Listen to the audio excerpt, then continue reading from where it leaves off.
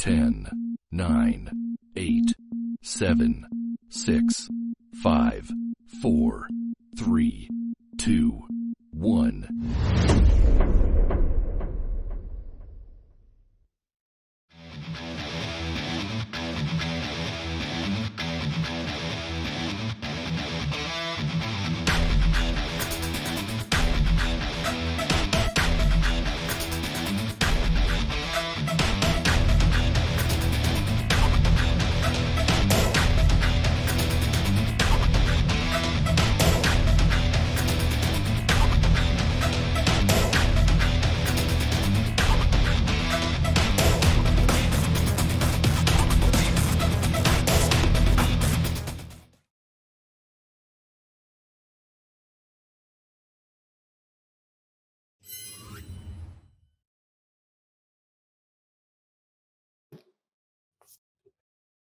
It's Wednesday night, and you know what that means. It is time for the Beasts of Wrestling. It's another Wednesday night war. I'm your co-host, Spotted Menace, helming one half of the TWF organization's TCW on my end. I am joined by Galactor, a.k.a. Comrade Husky Gaming, a.k.a. the Huskers Dominus, a.k.a. Owo. Yeah, at least some of those are true. Yeah, I had to throw something to you on my end. Welcome, everybody. We are very glad to have you. Hopefully, you guys are staying safe. You're staying warm out there. And since we're already in this pando going on right now, you ain't got nowhere else to be but here with us. That is definitely true. So we got some good wrestling action for you tonight. We got some more stuff gearing up because coming in March, we're going to have our, what do we call that? The Aces Wild Tournament to crown our first ever TWF. That is the Global Wrestling Champion, dominating over both brands. Indeed. And then we've got more stuff happening. We're going to be crowning a new global tag team champion, and our tag team division is starting to look very robust right about now. We are starting to see some cracks get shoring up. We're starting to see some defenses happening, and we may even see ourselves a defense of a title that's not a title that doesn't exist. It's made of chocolate and made off of Etsy and used a $25 voucher plus a Michael's gift card or something. I can't remember. The Gremlin, the unofficial, unsanctioned, undisputed Gremlin Championship. Yeah, whatever the hell that title was that was revealed to us last week. The current champion is in fact Drago Nommz after a hard-fought victory against the one atomic waifu, Zayn Alopex, the grappling gremlin. The grappling gremlin. I'm honestly surprised that the grappling gremlin would let Nommz take it to him like that. Just said, hey, you know what? Not only is it my turn on the Xbox, I get the PlayStation, I get the Switch. You don't even get the Game Gear. Yeah. So, no, he has taken that title and ran with it so far. I have a feeling we are probably going to see him here tonight in action with that title. I don't know if he's going to be having that title on the line, but definitely coming to come out with it. And for better or worse, it's one of those things where, as the title itself states, it is unsanctioned. It is not actually a TWF championship title or in any of our promotions actually at all, OWO or TCW. But that doesn't necessarily mean he can't come out with it. It's part of his repertoire, I guess. I mean, that is if the title doesn't melt, but then again, it is cold enough that it might still be good. It might still be good. We'll have to see what happens once the snow melts, if the title will survive the warmer temperatures, the warmer climates that we're going to be going and dealing with later on. But again, I think that's all the little maintenance that we got for us today, right? I think that is true, yeah. So we will be do you have any surprises? Well, I have to say we are going to be having a pretty packed show here on the OWO side. It's a nice svelte 4 matches, but they're going to be big ones. So it's one of those things where keep that in mind while we move forward, and I'll explain it as we go. All right. Well, let's get ready to get started. Hope you guys are ready for some entertainment. Indeed, indeed. We'll be going in the first OWO match here in just a second.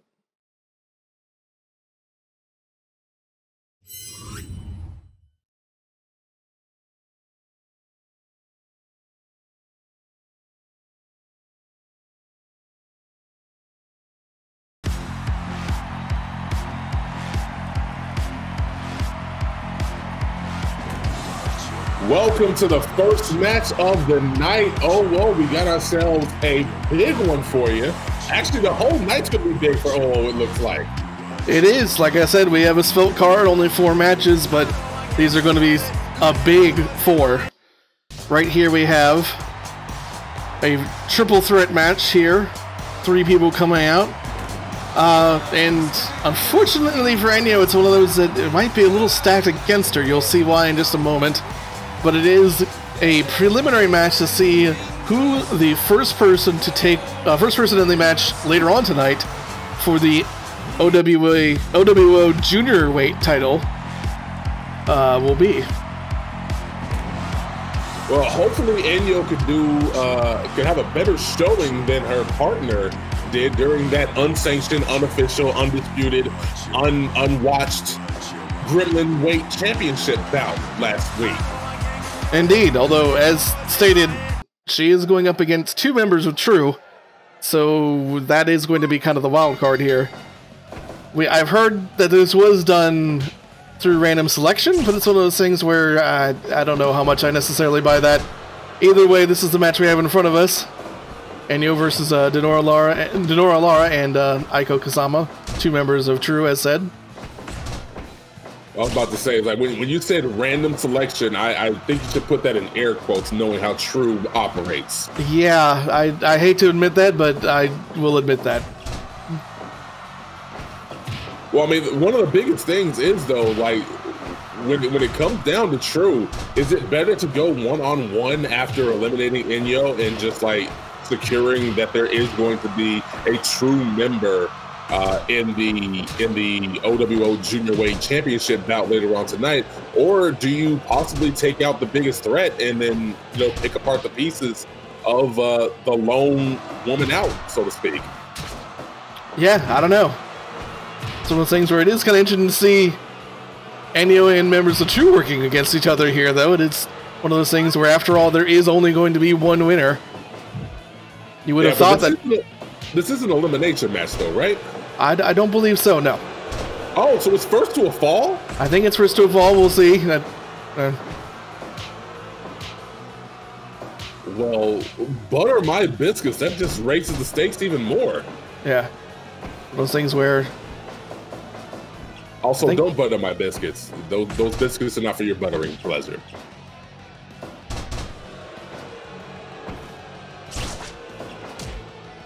Also, if I'm a little loopy, I am on cough syrup right about now. So I fully put that blame on that. It's been a bit of a weird day here in general, yes. And I see a lot of oh, there goes the choke chain. There goes the choke chain. Denora's finishing move.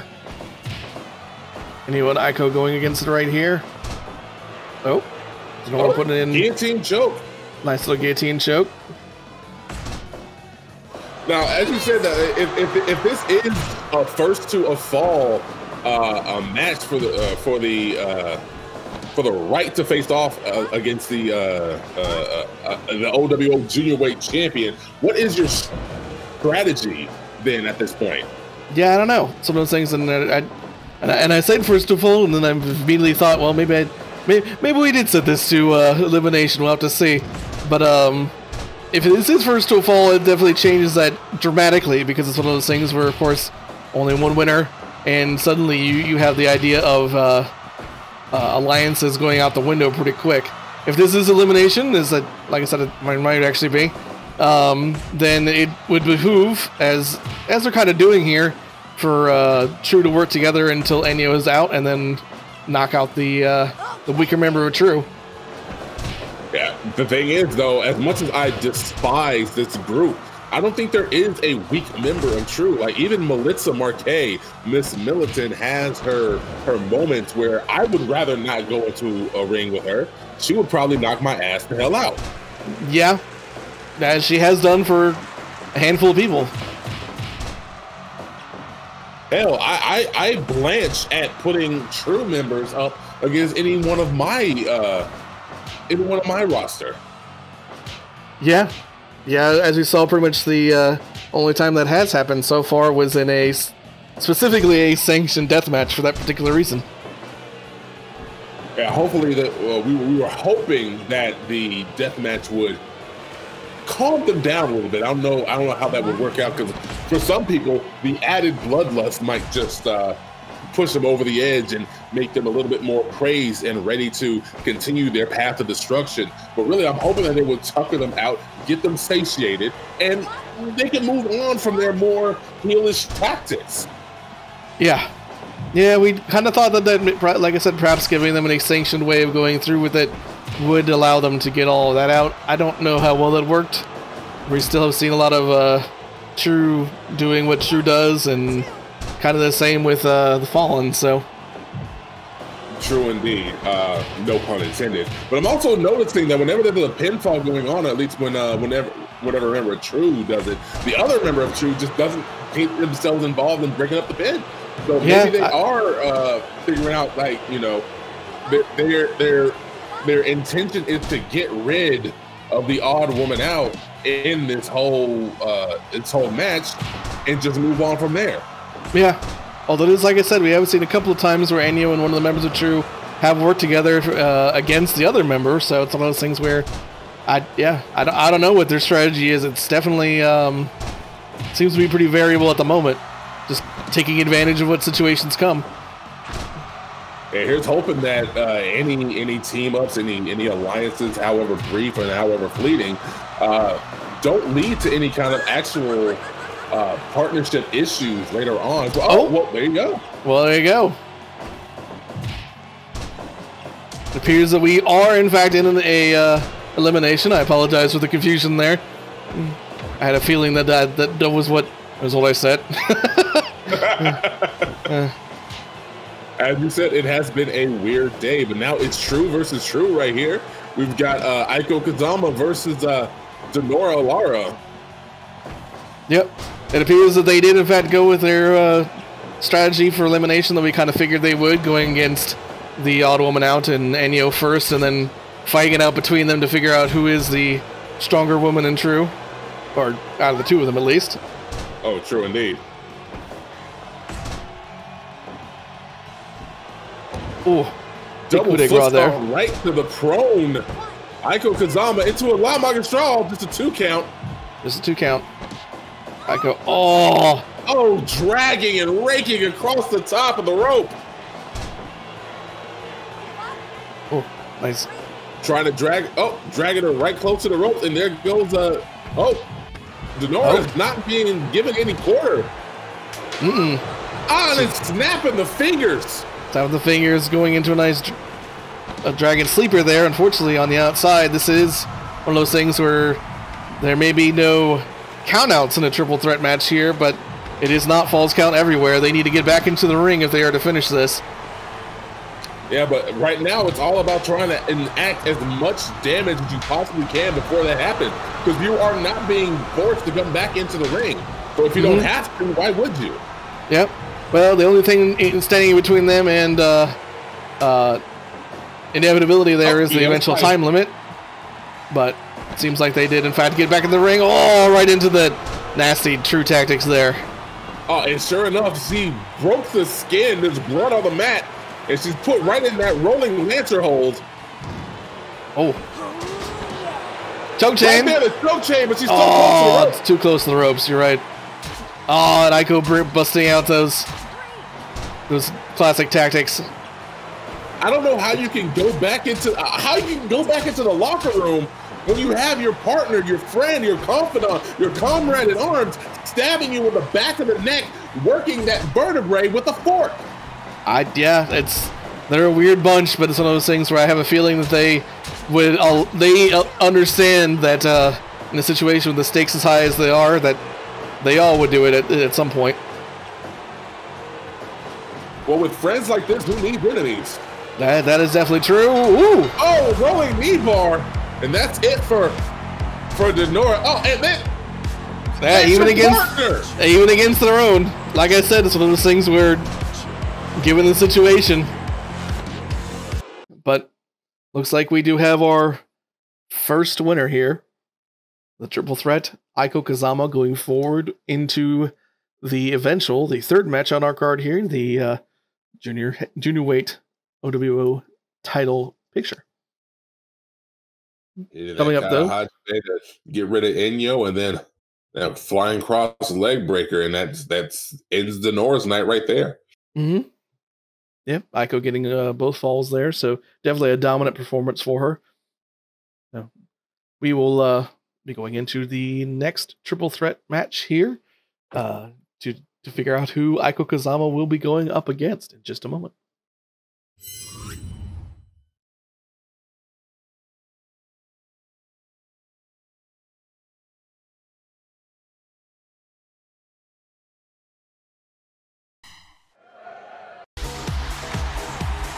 Keeping the night rolling along, we got ourselves another triple threat elimination match. Yep. This one to determine opponent number 2 for the OWO Junior Weight Championship. Indeed. Yeah, this time I actually confirmed it is, again, another elimination match between these fine competitors. And one of them is a little bit of an interesting one. It is a non-OWO wrestler at the moment, a freelancer for the TWF that we've seen on both brands. You have to believe that with how many times you have used her in your promotion, after this match, if she manages to succeed and put herself in the running for the OWO Juniorweight Championship, you got to be extending a contract her way. Yeah, it's definitely on the cards. And of course, it's one of those things where if she does become champion, it's pretty much mandatory. So, and then the crowd favorite, the song everybody loves to hear, surprising Denora and getting a win and a ticket right to the tournament. Here comes Red Alessandri. Red Alessandri, indeed. Probably, like as you said, the if only because it is his music is in fact a bop, the favorite from the crowd. Oh, an attempted headlock gets hit with a backdrop, and like here comes Su-Jin Kim, just like giving people like just straight jabs and hooks, like, right to the face. Oh! Utilizing a little bit of a partnership there, however brief.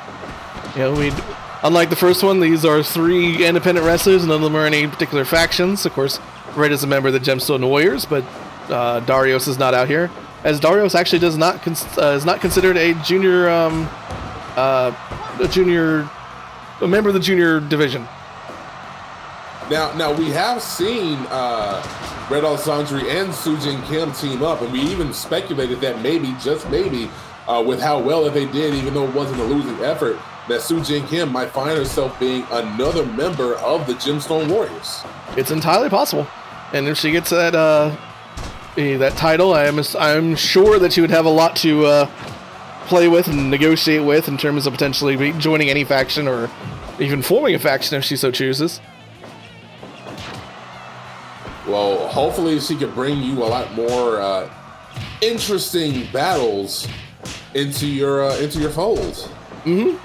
Yeah, as I said, I have so far liked what I've seen from Su-Jin quite a bit. So it's the reason why I was totally fine with her being in this particular match and challenging for potentially a title. So. Oh, Kamigoye from Red right there to the prone Keona. Now, Keona has been one of your young upstarts who's really shown that they have what it takes to not just go in the ring, but to excite the crowd as well, because what we do here is about entertainment. It is about trying to get the crowd on their feet. Mm-hmm. Yeah, another one of the Destas Dojo members, sort of like Imani and a few other ones that we've seen. But no, she's been doing excellent so far, fighting off all comers and showing off that she does in fact belong here in the OWO, and we might see her challenging for a championship here. Well, already she's doing the same thing right here, which is being a part of this triple threat match. Already among some very notable names in your organization. So let's see how she can handle herself right now in one of these multi-person matches. Indeed. Red, despite wearing the mask, despite being a part of the junior division, is definitely much more of a brawler, much more of a grappler, trying to wear people down instead of go for those strict high-flying moves. Oh my goodness! That being said, Wizard, total elimination. Yeah, as you said that, it's one of those things where don't discount his flying moves either, though. He is, of course, a member with Darius Costa, who is, you know, one hell of a high flyer himself, and he can put it on every now and again. But you're right. Yeah, out of the two of them, he is definitely more the grappler, the mat technician of the two. Speaking of mat technician, there's that nice little knee bar from Su-Jin Kim. Oh, fighting off all comers. Potential double team. Yeah. Oh, once again. One more again. Utilizing that sudden partnership to their advantage. Oh, Su-Jin once again really good at getting into these back mount positions. Now that choke, that sleeper hold, what they do is they work in and get the tops of their feet pressed against the ankles of their opponent. That makes it much harder for them to try to work themselves free. When you have that much dead weight on your back, it's hard to get to the ropes. It's hard to find some leverage to escape.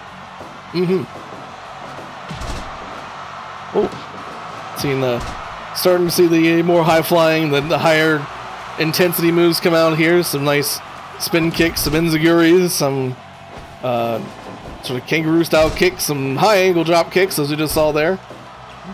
Throwing people out of the ring even.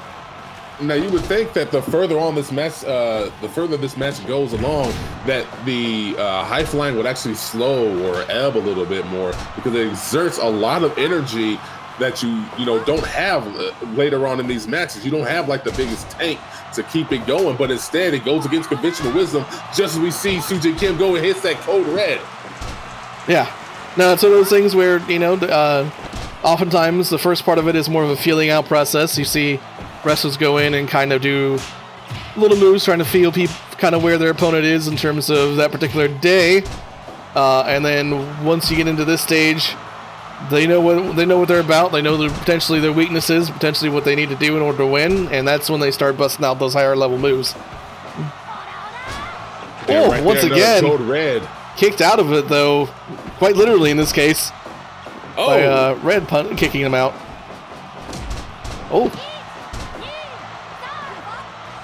Right to that bow and arrow stretch. Su-Jin letting it happen. Once again, elimination, so there's a little bit of incentive to kind of let some of these more damaging moves occur. Roll through. Top rope. Enziguri into Red as well. Gets out of that rear grapple. Keona calling for something, but Su-Jin taking the spot. Working his way out of that potential double team, just eats us straight. What a nasty little tactic that was. Keona moving Su-Jin out of the way at the last minute from Red Lightning, his finishing move, the coffin drop, forcing Red to just collapse onto his back on the mat. That could not have felt good. That's a very dangerous move, because you don't see where you're landing. You don't know if somebody's gonna be there for you. So you're just basically taking all of that on your shoulders. Reverse 3D. Super kick.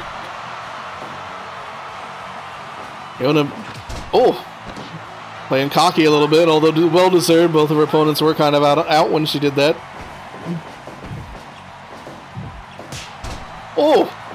That's spinning back fist. Rolling Su-Jin into a spinning back fist in the corner, into that moonsault pin. Almost got it on Su-Jin, just the two though. Yeah, Red was letting it happen. Oh! Another drop hit. Double waiting for, I think, Su-Jin. Oh, Red getting back on Keona there. Or, well, maybe it was Su-Jin that time. Either way.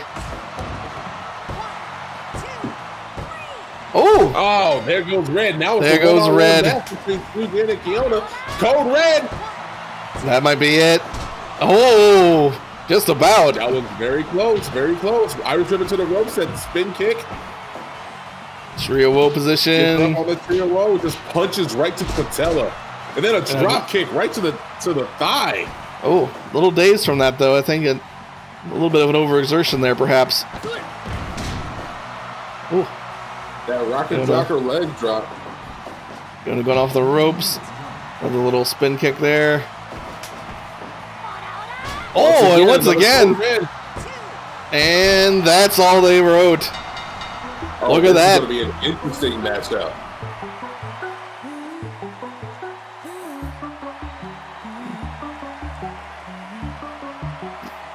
We sort of assumed that if Su-Jin even got this far, that she might be looking at an OWO contract, and I would say I can't really, her and Aiko, it's going to be an interesting match for certain. I don't know who I would put money on that particular match. I think we'll just let it happen. No money at all. Yeah, I mean, yeah, like I wouldn't want to try to take that bet because you're going to try to figure out who really has a chance. Because here's the thing, Aiko has had more time. She just sat there and watched a 20-minute match go past, and she's got enough time to get her energy back. But then again, you have to wonder on the other side of the coin, will having that time off let her body relax a little bit more, and will Su-Jin be far more riled up, far more capable of moving from getting almost two pinfalls in one match into just getting one more to solidify her chance to be the inaugural OWO Juniorweight champion. Yeah, all those are good points. It's also a good point. One of those things where, people always say, well, waiting is, potentially an ally to recovery. Also one of those things, though, where if you've ever actually done a long exertion of a, exercise or something like that, and then waited around for 20 minutes, the last thing you normally want to do is go and do another excruciating bout of 20 minutes of exercise. Your body's suddenly starts getting sore, it starts swelling up, so on and so forth. So unless they've been on ice back in the back, it could be that waiting those 20 minutes would be the exact opposite. You're not warmed up, you're not ready to go. Well, let's see which part of the conventional wisdom is going to win out, because up next is our OWO Juniorweight Championship. Mm-hmm. Yeah, between, of course, Su-Jin, who just won here, and Aiko. Should be an interesting one.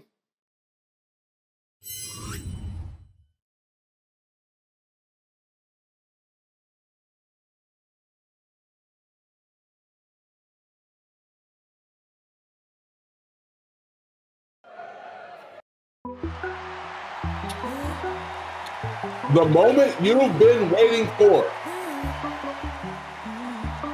Indeed, indeed. Aiko Kazama, OWO Juniorweight Championship.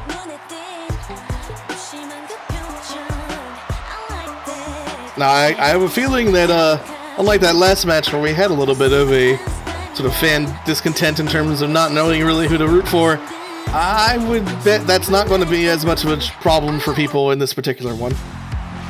Don't put it past some of these fans. Some of these fans are just bloodthirsty gremlins wanting nothing more than to see ultra violence. Now, they like Su-Jin Kim, but I did hear them chanting for who they call the murder granny and Aiko Kazama.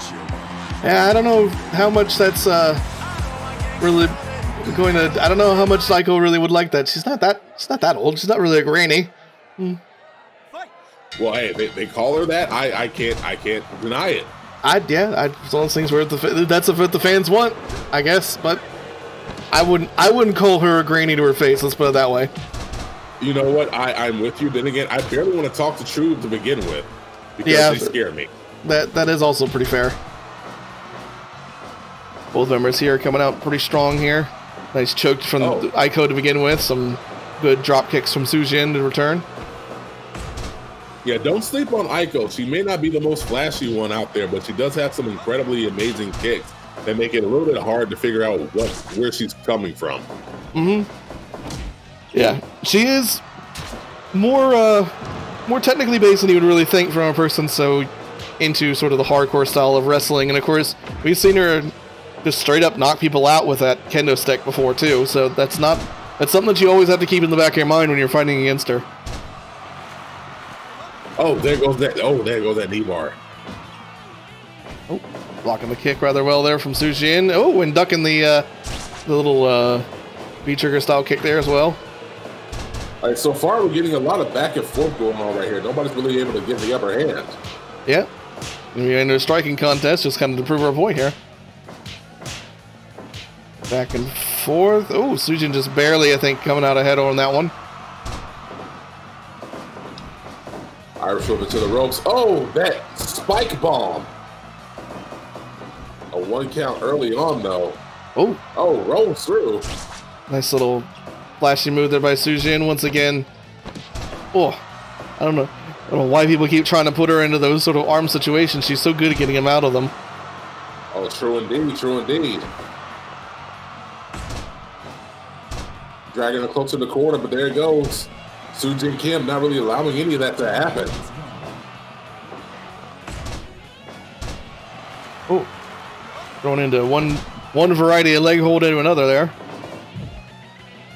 Now, usually that works perfectly. This is technically an illegal move, but yeah, figure 4 on the outside. Definitely bringing some violence to the Queen of Hardstyle here, showing off that she too can throw some illegal moves into the match. And immediately, Aiko just grabbing everything possible here, grabbing everything with the kitchen sink. It seems like. And it kind of pays off, I think.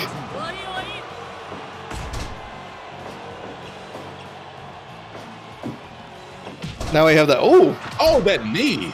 That fast little V trigger there. Correct. Once again, brought her victory in the last match. Not quite yet here, but a 2 count. Oh, that kick right to the knee. Now, before she went outside, now usually you try to chop down the trunks of opponents who are larger, bigger, and stronger than you, or against the high flyers. Now, going after Aiko Kazama's legs, though, you got to believe that she's trying to do whatever she can to just A, slow down and make sure that she gets some separation from, as you said, the Queen of Hardstyle, and B, making it a little bit harder for her to put any of those moves on her, because if you don't have the foundation, you don't have anything with which to stand. Yeah. No, that's a good point. It is also one of those things where, if you can't get out of the ring, it's harder for her to go grab weapons and things like that. She does have the menagerie of weapons already outside to kind of worry about. She doesn't necessarily need her to going out and grabbing any more and come back in.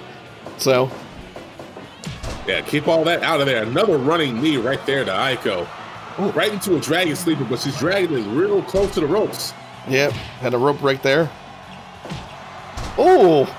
That spinning kick finally landed and just floors Aiko. Nice little punch combination. Boxing style combination there. And there we have it. We've seen from True in so many of these matches. The separation. The waiting. I have a feeling that after this, Aiko probably most certainly will grab something on the outside. No. Apparently I was wrong. Maybe she should have. I definitely would have done it myself. Yeah, I was going to say, maybe she should have with that, just, welcome back into the ring, take this type of punch she just got from Su-Jin. Yeah, Su-Jin is a surprising striker in her own right. Double knee buster on the much faster Su-Jin, but she gets right back up to the rocker dropper leg drop. And again. Another one.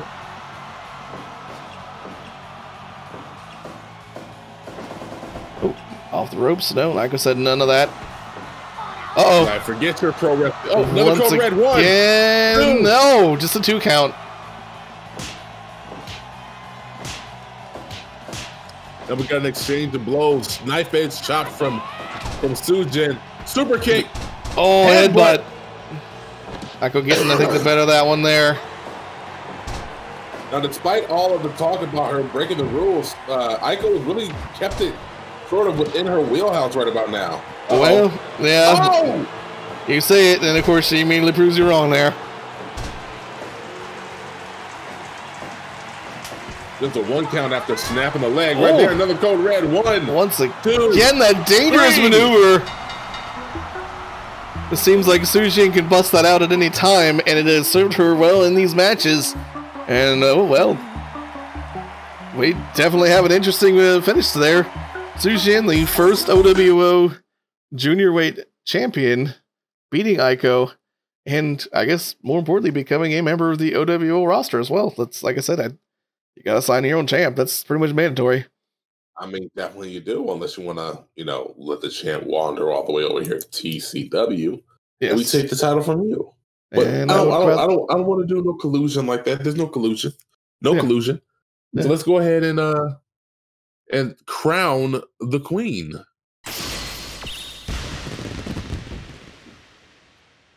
Indeed.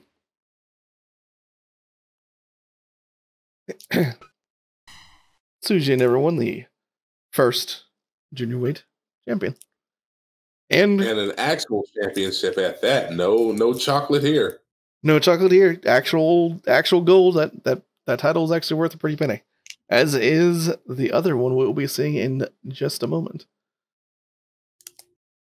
Give us some time here, and we'll get you the main event for OWO. Like I said, it's a nice svelte 4 matches here from the OWO, but everything tonight's of great importance. So we'll be right back with that. Let's go.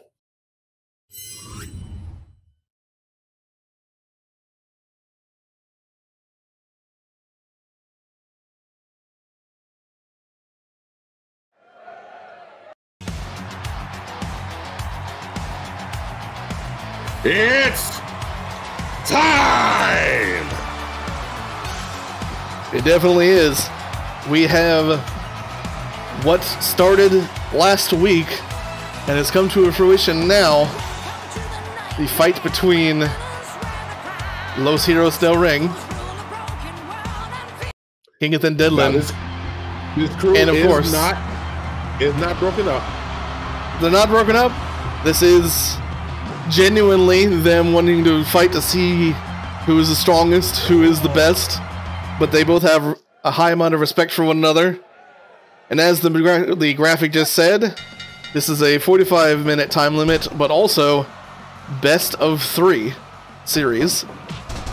So this will be a 3-match series. Whoever, of course, gets 2 out of 3 will be the next OWO Heavyweight Champion. Starting off as the heroes do with that classic spell.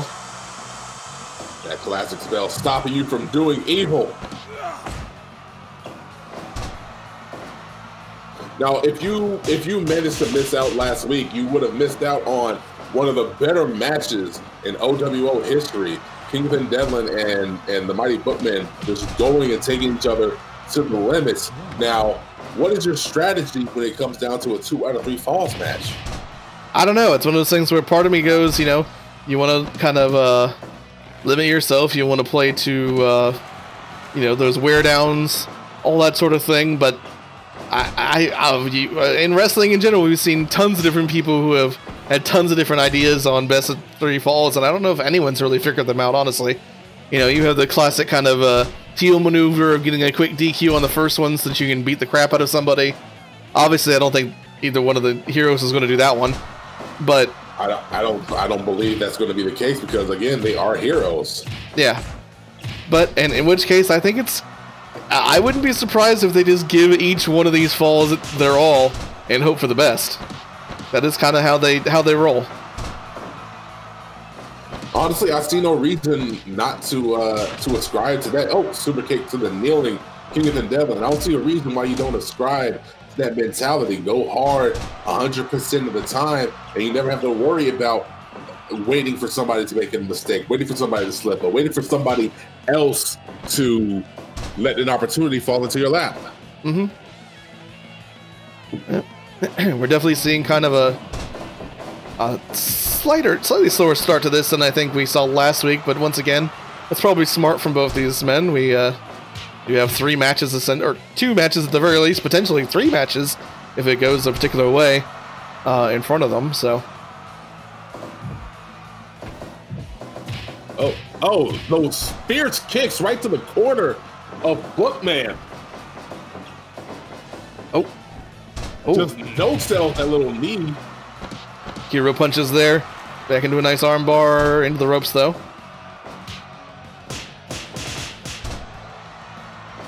Into that machine gun chop combination. Now, when it comes to Bookman, and you have a bigger opponent like King of the Deadlan in the ring with you, like there is a certain tactic that you should be trying. Now, in previous matches, we talked about breaking them down at their trunk. And what you really should be trying to do is do whatever you can to compress that chest and make them expend as much air as possible. And we see Bookman drop that Communist Manifesto and then that running headbutt. Ooh, nice monkey flip from the corner there. Yeah, I think the one thing, if I had to choose one thing that Bookman has above Kingathan, it's probably stamina.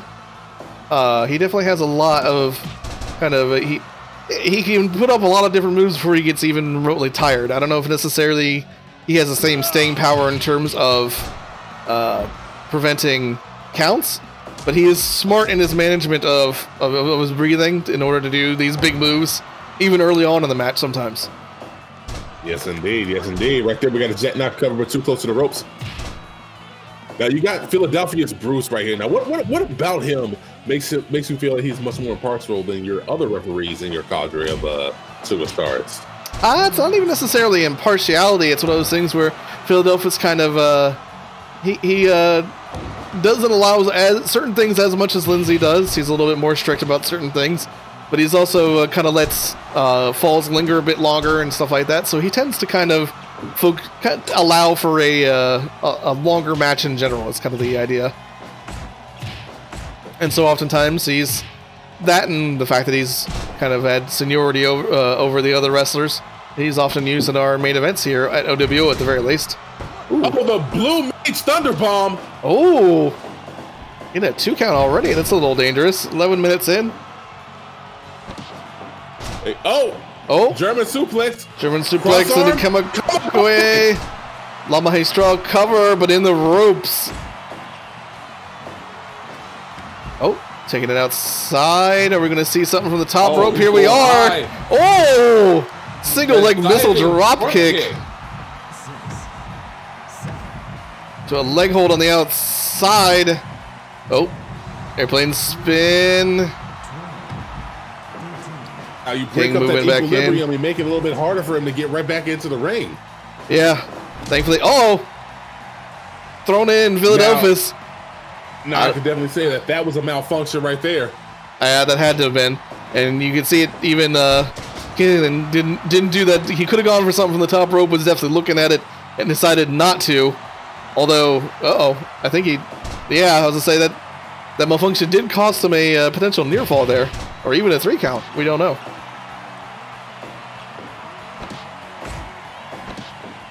Another airplane spin.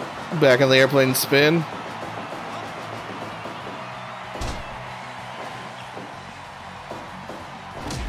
Now, Kingathan is starting to show that he has the momentum right about now. He's making sure that he's maintaining the control over the pacing of the match, and surprisingly a little bit faster given his bigger body.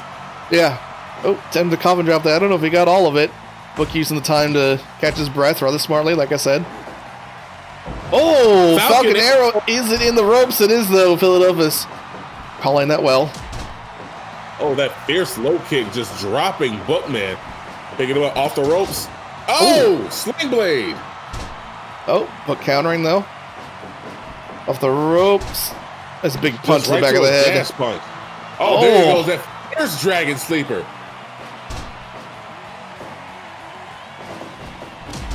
Oh.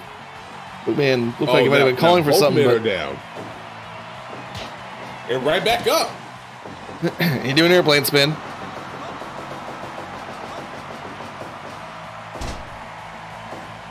Oh, and coffin drop. This one lands nice and square, unlike the first one he did. All that weight just dropping down right on that smaller body. Ooh. Big kick to the head there. Bookman back up and chopping already. Flexing for the fans. Oh, Ooh. run up moonsault. Run up moonsault. Gets a 2. We're slowly approaching 20 minutes. Oh, right there, right to an arm bar. Break in the ropes though. Ooh. As I was saying, we're slowly approaching 20 minutes and still haven't seen anything close to like a near fall. Yeah, we've seen 2 counts, but no proper near falls, no 2.9s. Once again, exchanging blows in the corner. We've been calling for it. Drop kick. Drop kick. Super kick. Super kick. I just want to remind everybody that each one of these matches will have a 45-minute time limit. If it goes to that and there is no clear winner, it'll be up to the judges to decide who is the winner of the fall. And nobody wants the judges to decide. Yeah, nobody really would like that. I don't think we've ever had a 45-minute match go to a judge's decision, however, but it's, I guess, always the first time. True indeed. Just as you said, it's a commentator's curse. You never know. Ooh. Another sling blade. Into the corner there. Dangerous position. Hip attack. Hero punches. Once again, it looks like King Dead is in full control of this situation. Uh-oh. Went up top. What is he thinking? Oh! Oh, and there we have it. There's our first one. Spirit. Uh-oh. Bookman going for something big. Tope Suicida. Just a off the ropes Tope Suicida. Bookman understanding, I think, that, you know, this is for his title. This is for much more than any other match he's had outside of the one where he did, in fact, win that title. It was a surprise for all of us, though, because it was definitely a surprise. Takashi looked pretty dominant at first, and Bookman came back later on and won the title from him. This is his first defense. Another DDT from KD. Oh, KD throwing on that Uber clutch. Straight jacket camel clutch. Straight jacket camel clutch. I will never get that correct. Oh. Bookman going for some spells in the corner. I don't know how effective that was, but playing to the crowd, perhaps. Maybe. Maybe he might be sailing to the back and he needs some water. Oh! The Raining Pain Bow! And it's just a 2.9. How does KD still have this much energy? I don't know. Uh-oh. Setting him up for 619 off in the middle rope into a Dragon Sleeper. And that's it. We have the winner of the first of 3 falls. It's Bookman coming in strong as the champion. Remember, everybody, it's this is not the end of it. This is just the first fall. We have at least one more to go between the two of these. But so far, Bookman in the lead, and of course, the both of them after only a short break coming back to do match number 2. So it's one of those things where we have to see exactly how that 25 minutes of action threw them off.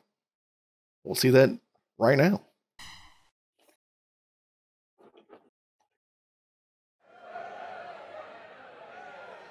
Once again, 45-minute time limit. The clock is reset for the second fall. They were given a little bit of a break, but fatigue is not. Yeah, I was gonna say they were given a little bit of a break, but not by much. So this is going right into, you know, big moves right into finishing type of situations here. Yeah, everything is dangerous. You definitely want to start going right after your opponent as hard as you can, just to try to end it as quickly as possible. But that does leave you open for a few big moves yourself. Mm-hmm. Anything large can be countered in big ways. Oh, Bookman not even taking a few seconds out in the ring. He's getting right back into it. As is his nature. His title is on the line. You definitely want to try to do whatever you can to stay on your opponent. Do what my grandfather used to say. Keep your foot on their neck. Yeah. I don't have a grandfather. I'm just speaking on my ass. Well, sounded good. Nice leg hold there by the Bookman. Irish rip into the ropes. Oh, he just eats that knee.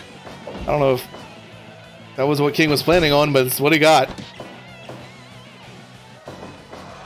Ooh, high angle Boston Crab there from the Bookman. Oh, right there, that Kimura lock.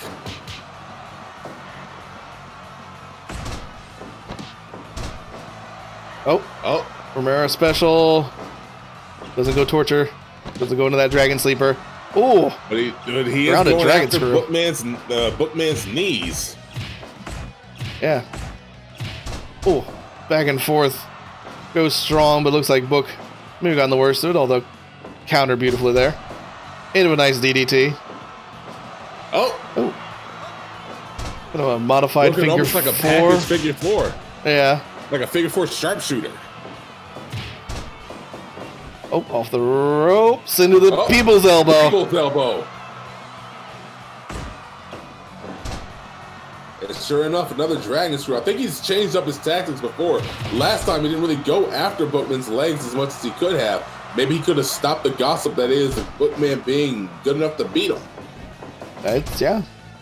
It's possible. Although it's one of those things where, honestly, if this goes to a third match, it definitely goes to show that these two are going to be a ferocious pair in any sort of tag league that they go into.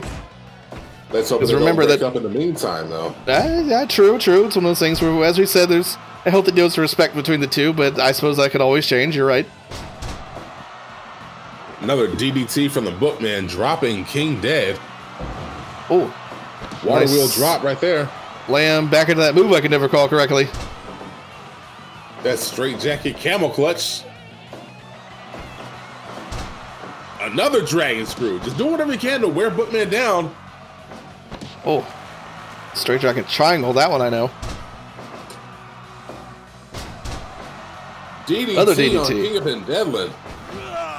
Oh, Communist Manifesto, those Russian hook combinations. Putting Katie down for the count. Oh, and it looks like Katie was going for something. Well, yeah. Gets the spell and right back into it. Oh. Look like takedown off the ropes. Oh. There's a lot of there. Scissor. Yeah. Oh, the hero punches. King dead doing whatever he can to try to make sure that once again. Another Communist Manifesto. Roast pig clutch. Clutch. Gets the 2 count. Just a 2 count. Where is all this energy coming from? Because they're going right from match to match. It doesn't seem like they're tuckering out. No, this is 10 minutes in on a second match. This is technically, if you want to call it that, minute 35 of this match. And they are still getting 2 counts. Wow. Another water wheel drop, bringing them down. People's elbow again. Dragon screw. Into that move I can't call. Ooh, that straight jacket, camel clutch. But I don't know if I'll ever see Bookman actually tap out. Oh, you know what? That's a good point. I don't know if he ever has.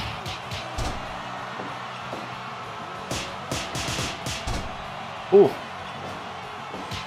Taking it to Katie. Oh, He's getting the dragon screw in return there. Screw. But the damage, I think, is done. Oh, well, I may have just cursed him. No but statement maintaining that damage. Oh, another spell. Bookman using it to catch his breath. Probably a smart way to do that. Incredibly smart. Throws him out of the ring. Katie back into it. Book once again catching his breath, getting his win back for this. Off of the 1, ropes. 2. Moonsault. Uh-oh. Oh, that big double stomp for the big KD. Way too much weight dropping down on the sternum of the Bookman. Oh. Super kick. Normal kick. Still the head, though.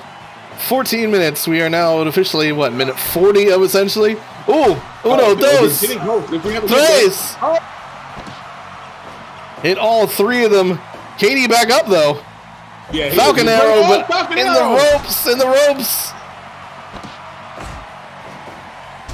Dragon Screw. Yeah, we've seen that Falcon Arrow put people away before. It's definitely one of KD's more dangerous moves. That lariat, though, is also on the sleeve. And there we go. He did the deal again. 1, 2. Oh. Put him back into that modified figure 4. Nah, gets to the ropes. I don't know if KD will ever tap out. I don't know if the Bookman will ever tap out. These two go hard. Yeah, I don't know. It's one of those things where I really couldn't tell you if either one of these men have tapped out before, but it would not surprise me if the answer is no. Oh, sure indeed. But those punches do fell on a much bigger Kingathan Deadlan. Oh, coming as Manifesto again. Right back into the Rose Pink clutch. 2, no, just a 2 fall. Oh, right back at it though. If first you don't succeed, if you first don't succeed, keep that World Revolution going. Falcon Arrow, this one, middle of the ring. We have to no. I was going to say we have to at least be looking at a near fall here. 18 minutes in the second match. That's it. That's it. Once again, putting on that Dragon Sleeper that finished off KD in both matches here, in both rounds. What a way to go. And yeah, it's one of those things where that does mean that if I would be surprised if KD has ever tapped to anyone but his opponent here.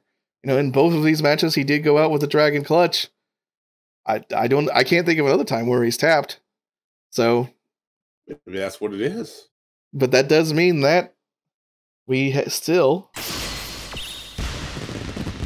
have a OWO heavyweight champion in the Bookman going up against his partner who did get that victory, that surprise victory last week to get to this point, the challenge for the match to get to a number 1 contendership. But this match, I am here and I'm confirming it now, means that Bookman will retain that title at the very least into the March League, which means he has a guaranteed spot for the potential unified TWF World Heavyweight title. This is true. So, whereas KD has to go and fight for it and has to get in the old-fashioned way. And what a hell of a match that would be if they end up being the finals there. Well, I can't wait for the league to start. I can't wait to see what shapes out. And I'm hoping that this relationship stays as green as it is right now with the way that these two went hard in the ring for what was this now? Like almost 41, 42 minutes? It was 25 in the first one and it was just about 20 in the second. So yeah, we're looking at something around 45, Jesus. Almost 50-minute match, almost. So yeah. Almost. Then yeah, both times KD tapping, unfortunately, you know, for his fans, unfortunately, and for himself, of course. To the Dragon Clutch. Bookman managing to throw that in. But we definitely saw some offense from the Bookman we haven't necessarily seen before. That hell of a tope suicida the outside off the ropes. You know, multiple Communist Manifestos, the Reading Painbow getting a 2.9.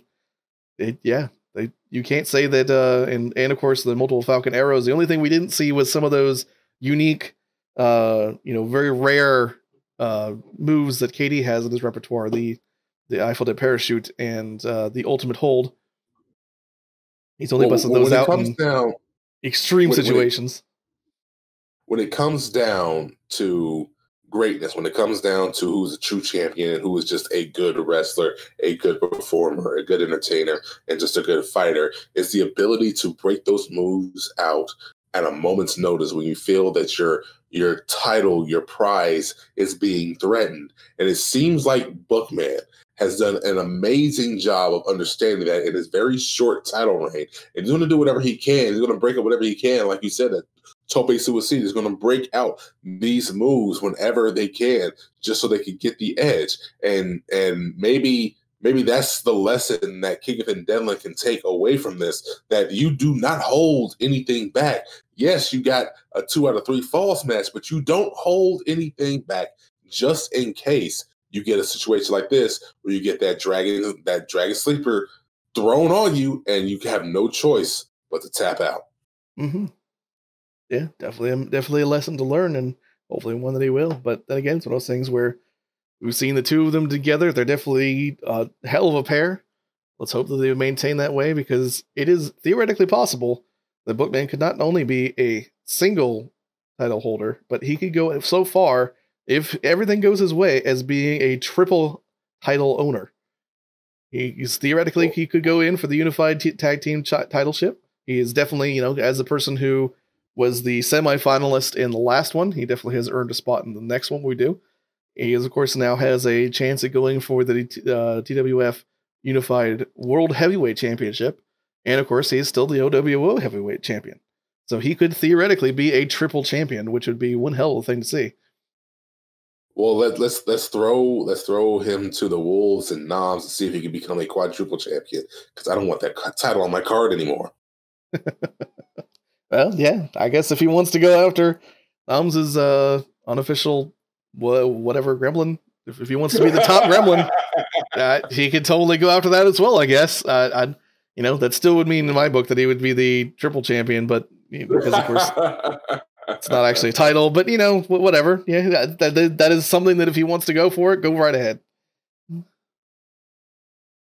So, all right. Well, that's it for OWO. We'll be moving over to the TCW card here in just a moment, and for more wrestling action. Don't go anywhere.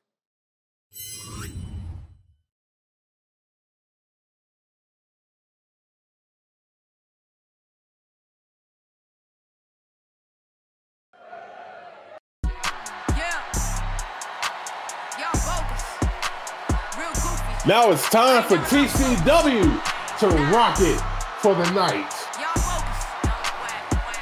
Indeed. First match here for TCW. Diamond Watts coming to the ring. Haley Wilson, referee. Of Detroit.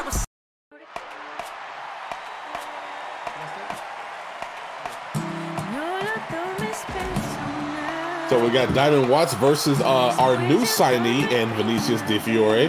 And if you're having trouble pronouncing that, just go ahead and call him the Spanish Flyer. Mm-hmm. Both his nickname and his finisher. It's nice and easy.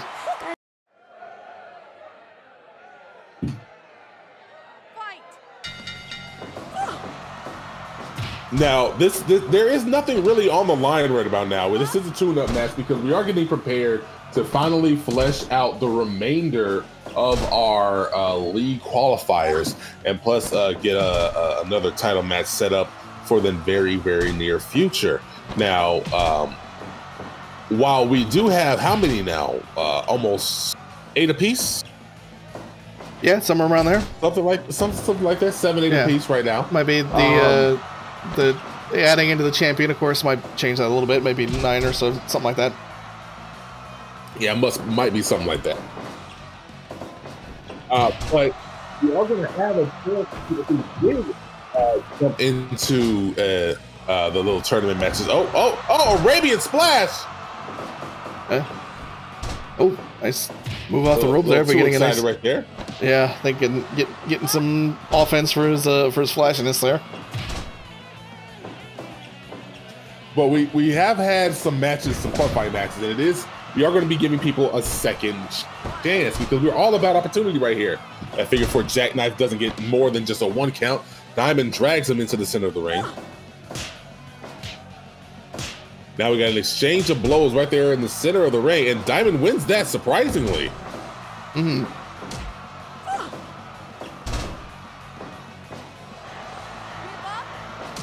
Oh, that crossover neck wrench, doing whatever he can. Oh, drop kick to the back of the neck.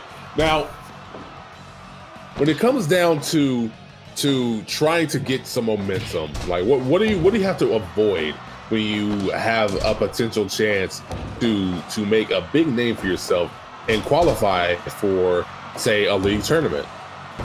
Well, I think it's one of those things where the first step is to win. But beyond that, in terms of actual just keeping that momentum, it's one of those things about don't go in too hard, but at the same time, you have to fight your opponent on the same terms that they're fighting you. So it's kind of what we've seen in a couple of these matches, and where we have had kind of surprise wins where a theoretically better or at the very least better situated opponent might come out as the loser, and that's because they probably just didn't take their threat seriously enough, honestly. Yeah, I can definitely feel you there. That's one of the biggest issues when it comes down to the wrestling ring. You got to make sure that you are seen and considered a big enough threat, but sometimes you do want to be a little unassuming. Right there, we got a standing moonsault. A 2 count right there after the kick. A super kick from Diamond Watts. Super kick indeed. Oh. It's that nice rolling capo kick out of nowhere. Oh! Oh! Regalplex! Off the ropes into a small package. Just a 2 count. We got a shades of 2 counts.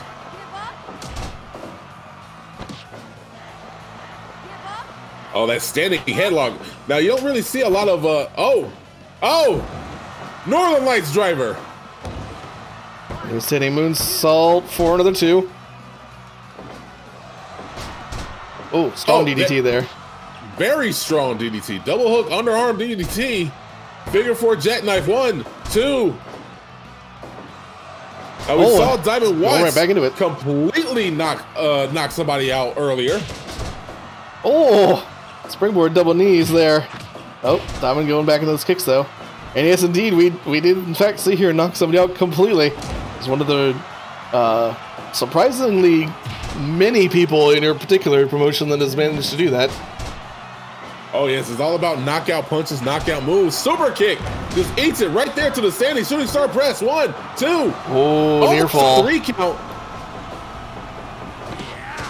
Oh, standing Spanish fly into the standing moonsault. Fancy, and just a near count again though.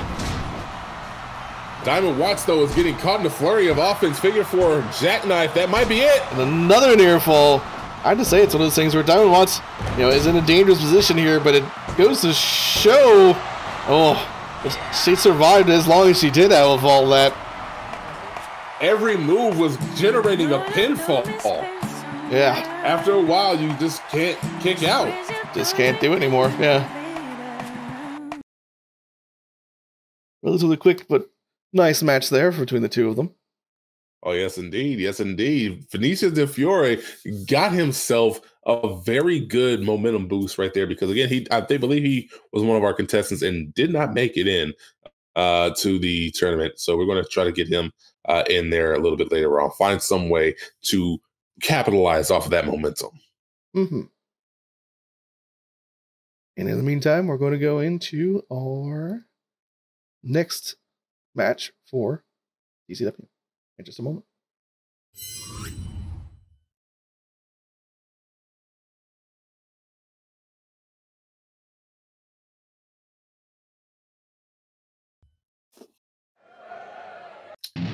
So we're going to have Oh, it's back. It's that damn song again.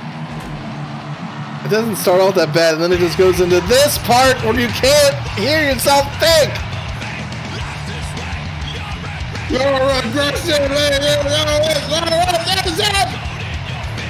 not helping. You're not. Well, this is an interesting one. Okay, so we're about to have 2 bruisers.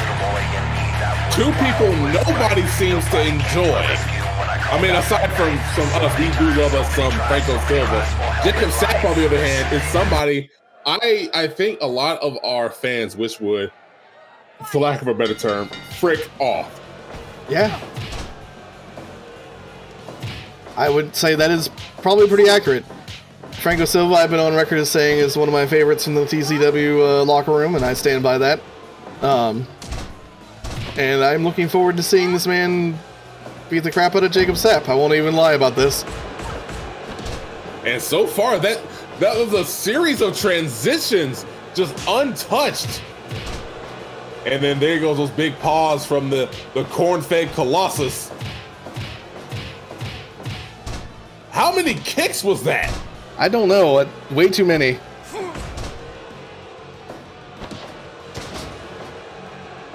Yeah, Sapp is not a guy who cares about stand-up fighting, doesn't care about takedowns, doesn't care about, bringing people down to the mat just to try to beat them up. All he cares about is winning, and so far he has a track record to match that, just beating the crap out of his opponents.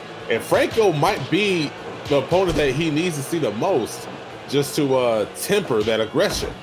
Yeah. I think definitely going to do that. If only because he's going to walk out of here with a number more bruises than he's used to. Oh. That's neck snap. Silva just getting right back up from it, though. Maybe a little dazed, maybe a little out of it, but alive and well, thankfully. Still up.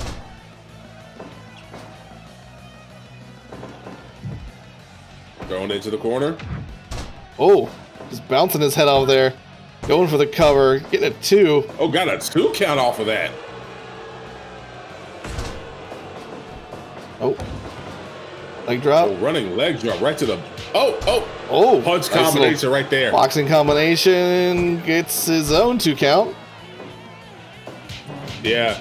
Like these two are not known for trying to technically break somebody down. They want to beat you. They want to win. That's the only thing that matters. That running lariat just shows you right there. Oh! Back and forth with those punches. Oh! Dude, Sapp going back. Rope break though. Too close to the ropes on that one. Oh, dude.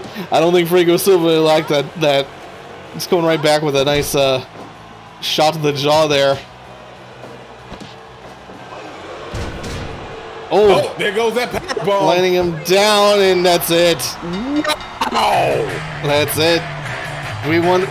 We came in here looking for potentially some justice for the fans. As you said, not everybody loves Franco Silva, but even less love Jakob Sapp for this particular reason. And well, wow, 6 minutes was short, but they went for everything. Yeah. And unfortunately, everything wasn't enough. Hit combos. Hit his opponent's finisher. That power bomb is just lethal. Yeah, that cross-arm fire powerbomb has put a lot of people away. You've seen him in that kind of holding that position at the end of the match more than a couple times. I guess it's just a signal to everybody else that's like, yo, I spiked them. I didn't just powerbomb them. I didn't just win this match. I spiked them down. Yeah.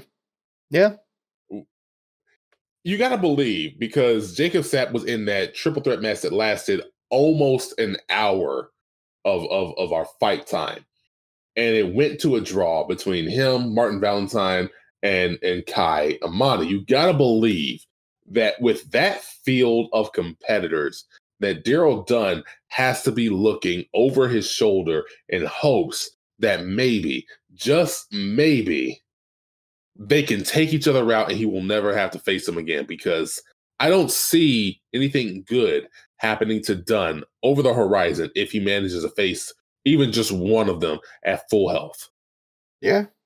No, I will be worried as both Darrell Dunn and a Darrell Dunn fan if he ever has to step in the ring against kind of either one of these people, but Sapp especially. I don't think that would go well.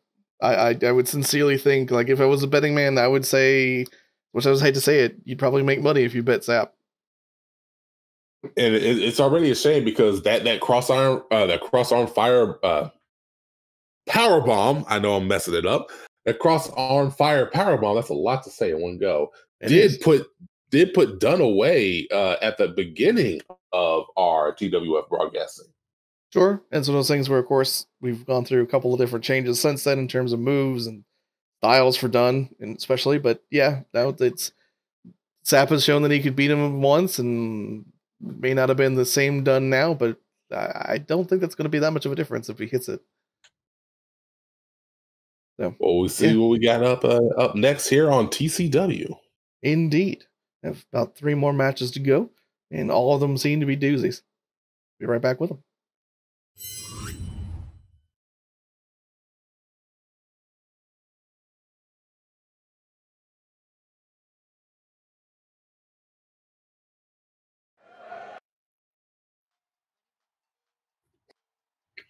Wanting her money back, it's time for Carin Bishop ready to go ham.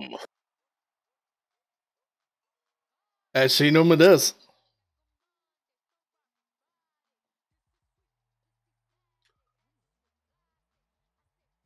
As she says it, come on. Who's her opponent for tonight?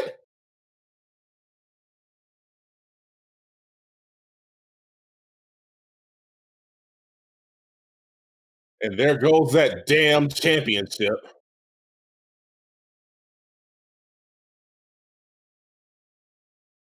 Seems he finally got some theme music too. I mean, when you win a championship, however unsanctioned and unrecognized it is, I guess you can finally afford to get some licensed music. Yeah, I would say so.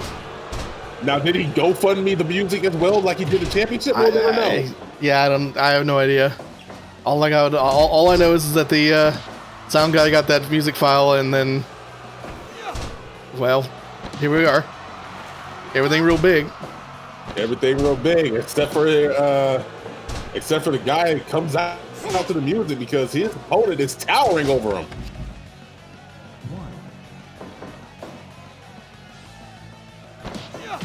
Now, Carin Bishop is an oddity in and of her own right. She is she's large, she's strong, but she also has a few amazing moves in her own right.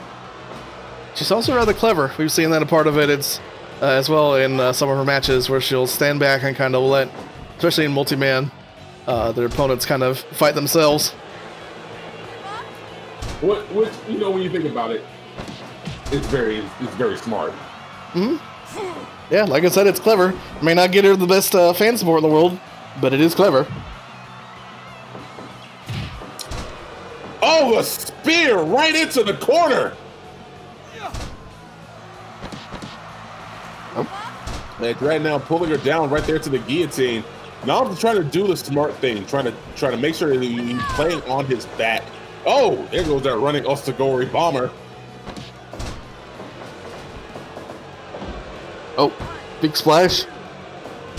2 count. Oh, a 2 count. Come on. Oh, there it goes. The hurricane toss. Oh, 2.9 already. Nearly a 3 count already. Almost putting away our unofficial Gremlin champ. I don't know what. The Gremlin is forgetting the fact that just because he is. Oh, that ripcord Kamagoye. I don't know. It's one of those things where do you think Carin would even be interested in the Chocolate Championship? Well, I mean, like I thought it was for Gremlins. Yeah, I mean it's for Gremlins, but I don't know. Would Carin want to call herself or self-associate as a Gremlin? I don't know. I honestly don't know, but we're about to find out. Truth be told, it seems like a thing that she would take umbrage with. Yeah, I don't think I would necessarily want to call her a Gremlin myself. Let's put it that way. Just like you wouldn't want to call Aiko the murder granny, I don't think I want to call somebody who's as built as Carin Bishop a Gremlin. Oh, Gremlin. Yeah. Oh. Oh, that rolling lariat.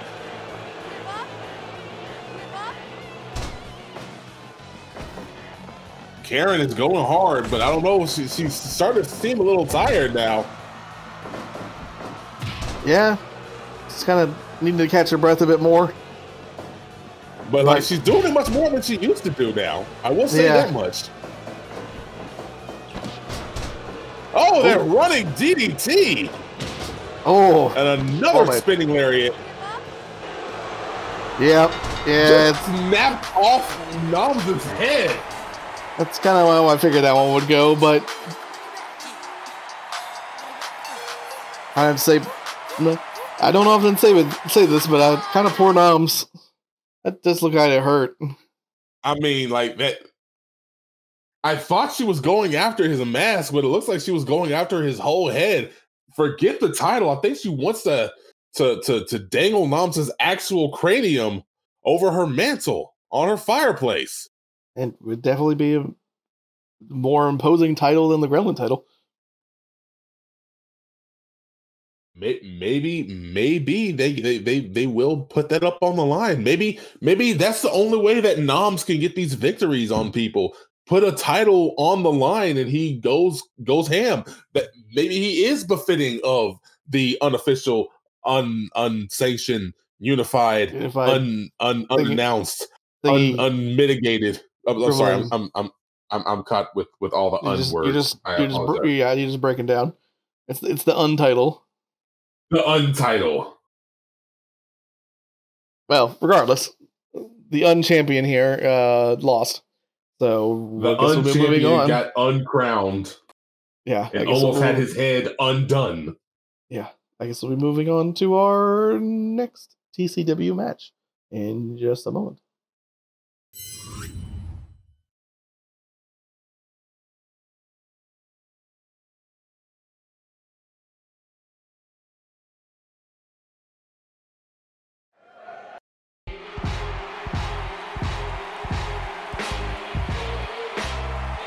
That rock cocaine flow letting you know that things are about to go ham. We have Onyx and Cameron Chapman making their way down to the ring.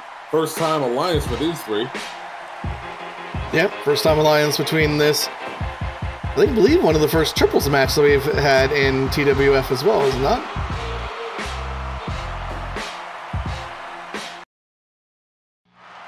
Now who are they up against? Oh, wait. Oh, well. Oh, thank you, Jesus. And it's at least Martin Valentine's song.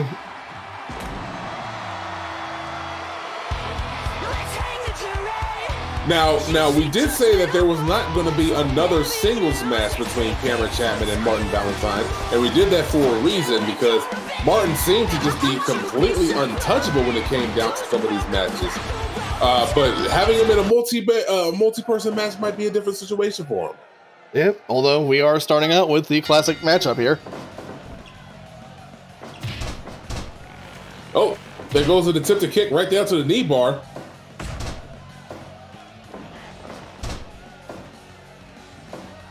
Now, as we said, they put on some amazing classics. Let's never deny that for these two, especially for Cameron Chapman. But the problem is, as we said, Martin is just some kind of sneaky, some kind of able to weasel his way out of these sticky situations, and sure enough, gets himself out of the ring, even though he eats an enziguri for his trouble. And now it's time for Lee Shu to put him in the right to the fingers.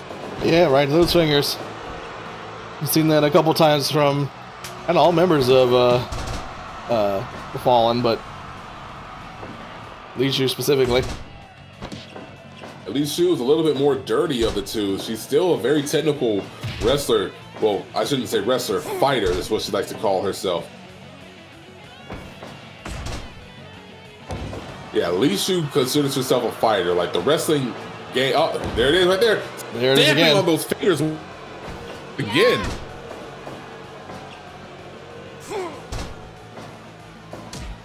Now, Isaac has been one of the more surprising wrestlers. Oh, once more. Just can't seem to stop herself. Isaac has been one of the more impressive wrestlers out of here, especially considering the fact that he seems to have come from way out of nowhere with his ability to go in the ring. On the other hand, Jesse Laurence has been trying to find his footing in singles competition. Yeah. How do all three of them on that side of the ring have to be in one way, shape, or form? True that. I think only Isaac being really the one that find even a modicum of success in that regard. Oh, another attempted. Eating those knuckle parts right to the dome. Knuckle meat for breakfast. Or dinner, I guess, at this point. Yeah, Jesse keeps trying to take the body, but like every time he does, like Geoff is showing that he's a much better. Oh, eating that spear. Oh, it was definitely a nice spear. Good way to sort of punish the fact that they're focusing on the previous legal man. A bit too hard there. A little bit too hard. Eating that DDT. And sure enough, there goes Cam. Yeah, I think everyone knows that, you know, these two are the ones that are going to be fighting the hardest against each other, as we've seen with this just back and forth already. Attempt to cover. Nah, just a 1 count. that was never going to go anywhere. Just a reminder, while it is a triples match here, it is still a 30-minute time limit. We had that, of course, come into play last time we had a tag team in your particular organization, so just figured I would make that note as well. Especially considering we're already 8 minutes in. Just getting into kind of our first level of shenanigans. Yeah, but essentially. Right there, figure 4 leg lock from Killer Cam right there. Now, he did look like he was in. Oh, there you go. That neck lock after that arm, that headlock takedown. Oh, just eating that knife edge chop. Now this is going to be interesting right here, seeing Isaac versus Li Shu. Yeah, but like they're not letting it happen. No, it looks like, yeah. Once again, kind of focusing on the not legal men at this point. Oh, right there to the Koji clutch. It's like a slightly modified Koji clutch, a little bit. Using those agile legs of hers. Straight up choke, it looks like. Yeah, that was definitely just a straight up choke at that point. Honestly, the Fallen as a tag team has gone from joke to one of the more dangerous duos ever when they switched out Gabriel Blackwell. Gabriel, thank you. My names. Yeah. So many names. When they switched them out, oh, there he goes. Elbow drop right to the spine. Oh.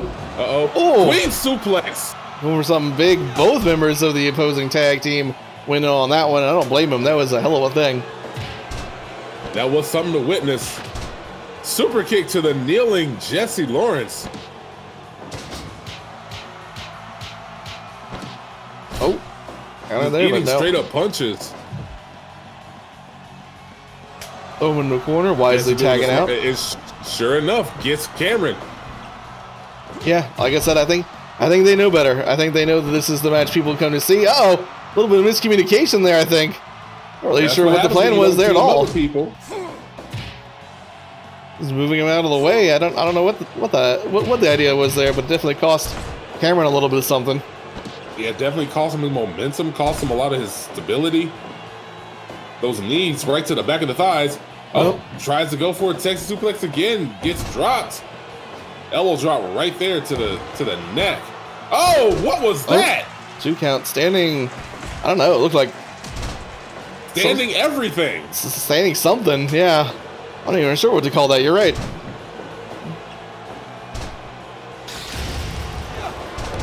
Oh, he just ate by his own stomp. And didn't even seem to mind. Oh, Kam'Ron once again trying to go off top rope. Uh-oh. And once again, I think a little bit of miscommunication here. I don't know if necessarily Kam'Ron and Onyx are on the same page. Yeah, no, it really looks like Kam'Ron just wants. Oh, here comes the binding of Isaac. There he goes, trying to go for the fallen man once again. But yeah, I think he's just got tunnel vision right now. He figures, hey, if Martin can't face me in a singles competition, then I'm going to do whatever I can to cause as much damage and destruction to him as I possibly am allowed. Yeah. 2 count, but broken up by the entire team here, as it was a little close to the just sort of enemy ground, so to speak. Oh. Just slapping in those big moves on everybody at this point. Oh, that double power bomb. Oh, double submission. Neither is the legal man. Neither Pearson, the legal person here. Cover. Finally on the legal person. 18 minutes have gone by. Once again, looks like if I was a betting man, I would say we may be going to a 30-minute time limit. I wouldn't be surprised. That being said, we have, as you said, multiple people in this matchup on both sides, in fact, have ended matches surprisingly with knockouts in one way, shape, or form, so that is always a possibility. As you said, I don't know if Onyx and Cameron are on the same page because they immediately tag each other in, and this time there is no Cameron.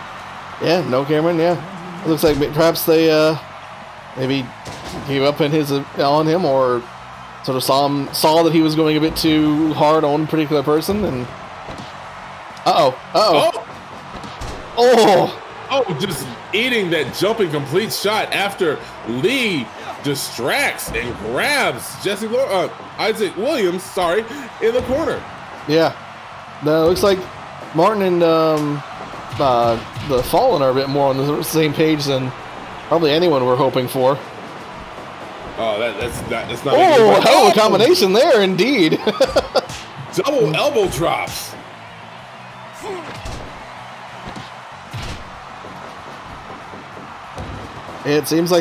Unfortunately, it seems like what I think just about everybody would consider the not fan favorites are definitely have a lot more communication than Cameron and Onyx here. Oh, true indeed. Big schmoz as scrum. Yeah, just big schmoz as everybody gets in there for the 2.9. Oh, well, there's some communication between a member of Onyx and Cameron. Although, yeah, as everyone kind of those walking knees leaves, it looks like, yeah, some definitely more tag team offense, more damage done, I think, to Onyx than it was to the enemy team and all of that. Oh, a nice, now we get the big exchange that we wanted. Yep, Cameron finally going for it. Both these men, finally legal men once again. I mean, honestly, we're already seeing, we're definitely going to be going to a time limit if we only got 5 minutes left. Yeah, only got 5 minutes left. Oh, well, there's a little bit of miscommunication as well there. Leaves you moving into the corner. As we said, it's one of those things where it could go to a time limit, except in the case of a surprise. Maybe this is why they keep doing it, because they can't hear us cough. Oh, call for the thing. Yeah. It didn't help that Lizzie started screaming too. Cameron found himself in no man's land. The constant tagging in and out made it hard to figure out who the legal man was and where you should refocus your efforts. I really think that he just had his eyes set completely on Martin Valentine that whole match, and that's what doomed him. And that's also probably why Onyx didn't come out there for the save. Yeah, I agree with all of that. It's one of those things where it was very clear that the reason why he ran into no man's land was because he was following Martin in. He wanted to make sure that Martin stayed in, didn't tag out. And unfortunately what happened is that, once in that corner, we've seen it before, the Fallen are not exactly known for playing nice. They tend to get out there and tend to, even without being tagged in, get some offense in on people in that corner, and that's precisely what happened there. So, and of course, absolutely dangerous this team is. Yeah, and of course, in all of that, Martin managed to tag out to Lizu to make her a legal person, and that's all that was written there. So, I would almost want to say, surprise victory or anything else like that, but so far with how Cameron and Martin's little feud here has gone, I don't know if that's really a surprise. I mean, it really isn't, especially considering how overpowering Lee Shu and Jeff Su have been when it comes down to their tag team competition as of late. After they kicked Gabriel Blackwell to the curb and they're trying to figure out something to do with him, they have been on a tear lately. Yes, they definitely have had great success. To the point where it's kind of worried, probably it should worry all the other tag teams that might be going for that empty belt at the moment, because I would say they are probably, maybe not necessarily favorites, but definitely up there as favorites to win that. Yeah. No. Or at the very least get to the finals. I could definitely see them being in the finals with somebody else.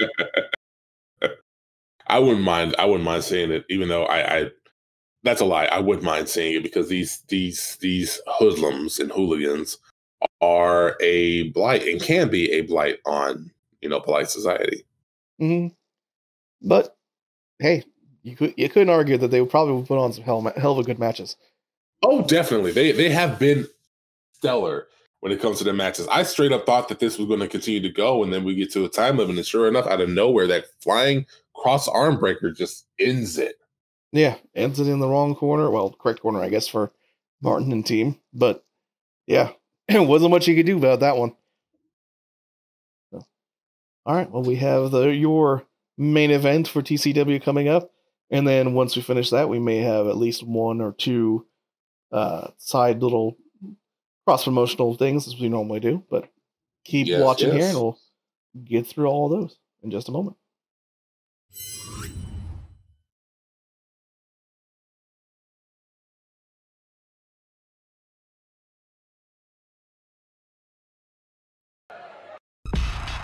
The moment you have all been waiting for are ready.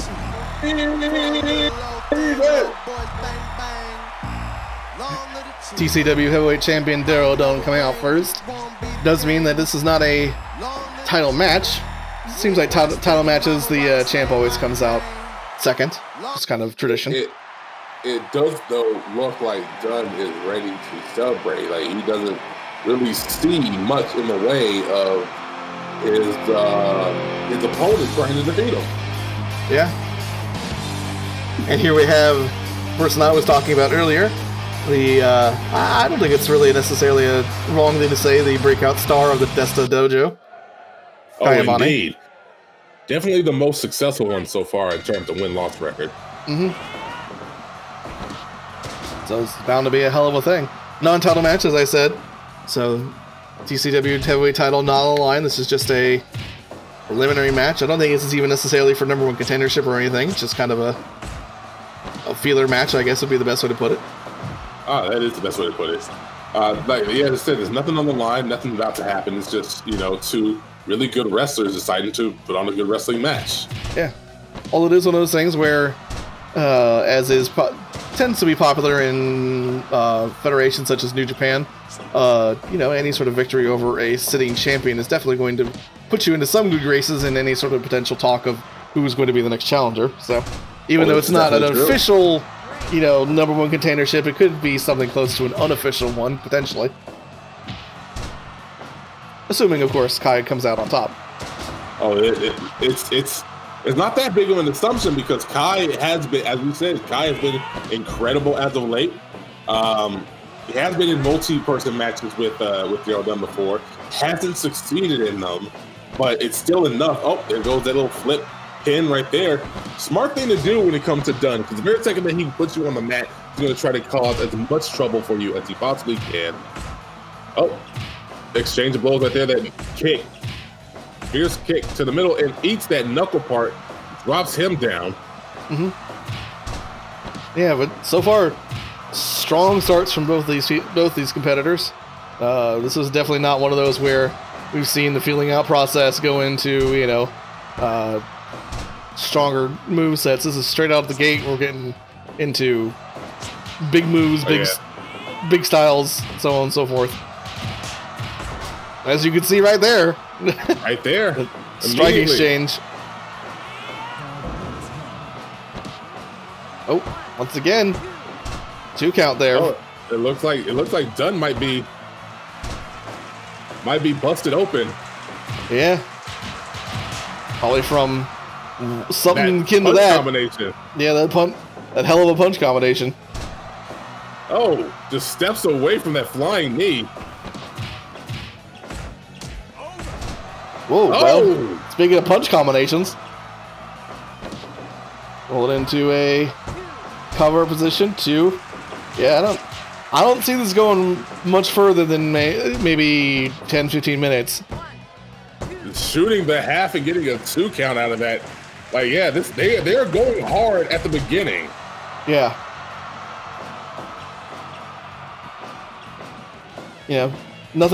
Theoretically nothing on the line, but I think both men understand that once again, anytime you have Dunn! Okay, what are you doing? Okay! Yo, Dunn! What the hell is that about? Well, I was about to say with nothing on the line, technically, but they both understand that this is definitely a thing, and I didn't expect Darrell to understand that great, or in that particular way. I didn't expect it either. It's just a 2 count. Kind of surprising after all of that. Oh, and then that B trigger. Oh, stomping a angle drop kick on the ground there. Well, I have to say it's one of those things where, say what you want about what just happened with Darrell, but it definitely switched the momentum around a little. Definitely did. Oh, moving him back and forth. Just wanted to roll him like in breadcrumbs. I was gonna say, making sure all of his meats were cooked well, I guess. I don't know what else that was. Oh. Oh, just big stomps in the corner there. Oh, once again to the outside. Well, to see if he goes for something again here. Try doing some posing one in the meantime. He gets right back into the ring. Don't know what pushed him to go for that weapon, but he did. Oh! Just pointing to the neck too right after tossing him back into that barbed wire. Oh, well, it looks like Darrell might have gotten that barbed wire too a little bit. Punch combination again.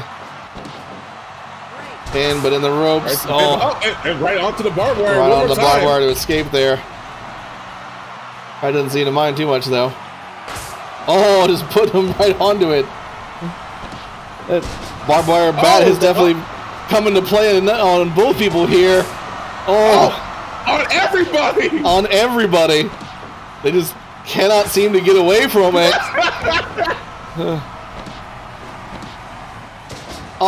Just stomping his head into it. And again. One more time. The hell did Kai do to Darrell? That's a good question. In the same kind of situation, what the hell did Darrell do to Kai? 2.9, but rolls off into the barbed wire again.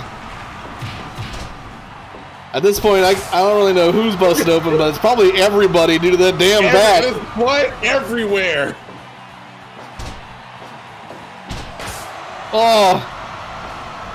Get away from the bat! Just do the match anywhere else. I guess that Widow's Peak. I was about to say good, but that's a hell of a move in and of itself, even if it's not onto a barbed wire bat.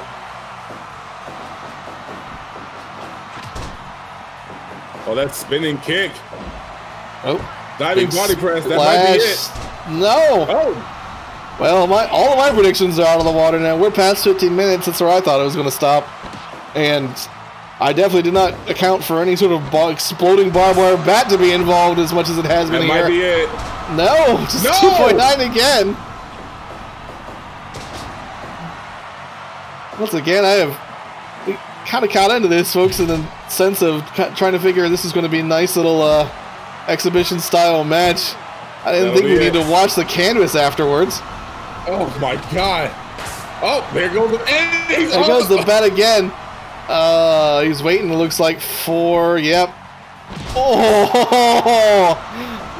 Springboard DDT onto the bat. I don't know who hurt more after that, but it has to be just everybody.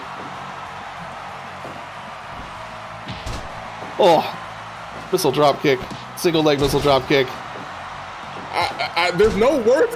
There you go, the spinning back fist. Spinning back fist. In the ropes there with that cover. Yeah, everybody's bleeding now. Yeah, I think it's just everyone. I think the answer to who is in pain is just everyone. I think Haley over there is the only one who hasn't quite gotten bloodied up yet. Ada's super kick right there. They just give it time. Nice little takedown. Takedown. I think that's it. Yep. Darrell calling it, but you can see the blood, the gash open on above his right eye there, or left eye there, sorry. Gash over Kai's right eye, gashed over Dunn's left eye. This is just... Yeah, that was... What the hell? I don't know what the hell the two of them had backstage, or who pissed transpired. In their Cheerios? I don't know, but that was a hell of a thing. ever since that that bat was involved, it's one of those things where that turned into a completely different match than what I was thinking was going to happen. Like, oh, you gonna toss me out of the ring? Let me grab a barbed wire bat. Yeah, and that it kind of changed the momentum for. Yeah, it's every way after that. I looked like they were going for something pretty quick, and I don't know. I want to say if they necessarily would be on straight to winning, but they definitely had the momentum going. That strike to the head with a barbed wire bat definitely stopped that in its tracks. But they're like, they have the upper hand because of that bat. Every move, even when you completed a move against your opponent, you landed on the barbed wire bat. Yeah, it was one of those things where they seemed to just that bat played a hell of a part in that match for both people. So, I don't know. I guess that's kind of what you get when you start getting weapons involved in this, where they don't necessarily belong. Even if it's just sitting on the mat, they can do some damage. So, you definitely got to expect to see them in another match somewhere down the line, because my God. Yeah, somewhere down the line. Well, all right. Well, I guess it definitely fit the tone of a main event, I guess. Yeah, blood everywhere and bats and almost a 20-minute slog of a match. Just definitely did not moves. Definitely did not look like that from the beginning, but as I said, once that barbed wire bat came out into play, it lengthened and got a hell of a lot bloodier. So I'm gonna have to talk to Dunn about that. Yeah, what the logic was, why that bat got involved in the first place, and I guess equally importantly, who the hell put a barbed wire bat underneath the ring? Who knows? It might. You know what? It might have been true. It might have been. Would not surprise me. No. All right. The last thing we need is Dunn and True to get involved with each other. Oh my God, that'd be scary in multiple ways. Well, that's it for TCW. We'll be moving on to at least one or two cross-promotional matches here, ones that are kind of outside of the purview of either one of our promotions. So stick around for those, and then we'll be done for this evening. Perhaps even let's go.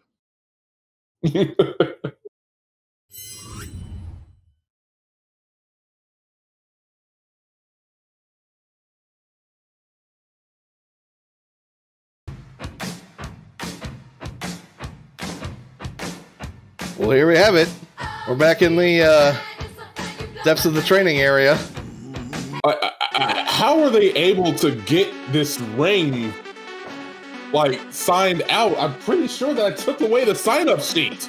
I don't know. But well, looks like once again we are back here in the depths of the building for another unsanctioned Gremlin title match, a triple threat between the three of these competitors. And everybody seems to be going for Zane. Yeah, well.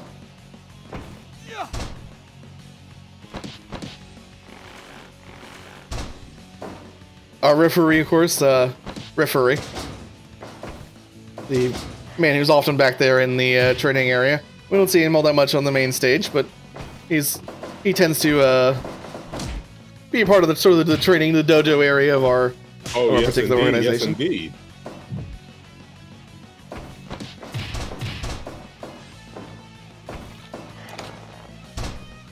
I don't think it's a slower game speed, is it? Let's see.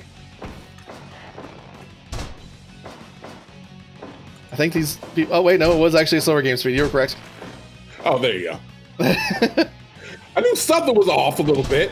Yeah. Just needed to see all of this sick action in real time. Apparently. Oh, there goes Zane. You know what? I'm rooting for Mickey Cornstarch in this one. Forget everything. Yeah, you know what? I think I kind of am too. As much as the long-standing rivalry between Nommz and Zane is kind of entertaining in its own right, I think Champion Mickey just sounds right. Even if it's not actually a real title. I mean, here's the thing. If Mickey Cornstarch wins this title, I will make it a real title. I will sanction it.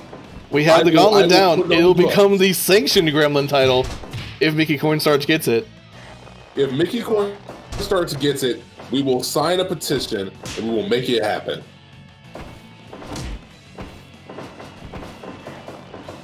Now, if either of these other two miscreants get the win, not only am I not going to make it a title, I'm going to make another title that's not a title and make it better than their title. That's a hell of a gauntlet to throw, but all right. I mean, hey, I'm petty enough. Yeah. So far, Mickey Cornstarch is holding his own. Yeah. I don't think I put a time limit on this one, or they put a time limit on this one, or whoever sanctioned this match, this unsanctioned match, put a time limit on this one. Whoever sanctioned this unsanctioned match and has their music queued up and entrances queued up, didn't put a time limit on it. Yeah, I don't know. We're gonna have to figure out who is putting on these things backstage and why. I just kind of have a feeling it's probably just Nommz. He probably has a friend in the sound booth. Maybe it's the same asshole who keeps playing the Fallen's music so goddamn loud. I'm gonna have to ask him, like, does he happen to like the Fallen's music that much? Is that why he's got somebody in the butts making sure that the music is always heard? Yeah, definitely. Heard is an understatement. Felt. The music is felt. Yeah, you could feel your thoughts. Zayn going in for the pickup, the big man, and unfortunately, just kind of fell over. Like, never try to pick up Mickey Cornstarch. He's a hell of a man.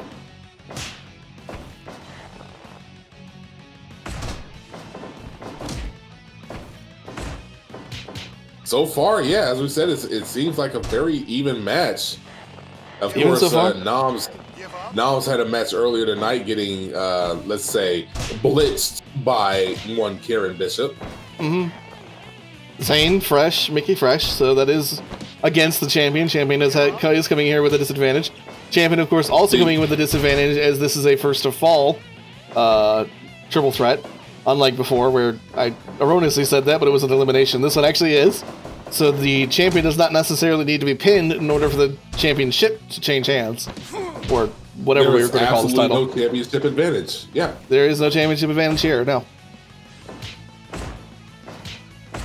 Yep, Mickey Cornstarch could pin Zayn and become the next champion.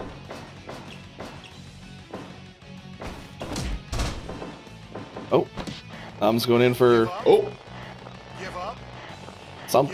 Squeezing his head, squeezing that little gremlin head. Just blowing fire. Well, rope break. Apparently we do in fact have rope breaks and DQs in this triple threat match. It's a little interesting, but again, it's an unsanctioned match, so... Oh, Mickey Cornstarch acting as... Zayn is paying much attention to Mickey Cornstarch because he just ate an uppercut and immediately went down to taunt Nommz. Yeah, I think that... Mickey Cornstarch, I think, is kind of the unknown entity here for both of them. Zayn and Nommz have both been in a feud with each other long enough that the two of them know each other. Oh, oh no, Mickey's down. Nommz with the save though. Both of them taunting Zayn as is only right. Jesus. As you do. Them soup bones. Them giving them soup bones. Oh, Zayn throwing down with a triangle. Nommz once again. Uh-oh. Going in for the new modified version of... Yeah. So it's that Rings of Saturn, the Promissory Ring. It's his new finisher, considering he realized he never was going to have that Xbox again. I mean, it's lucky that he didn't call it the Red Ring of Death. Yeah, you know what? That would have been a good name for that, wouldn't it?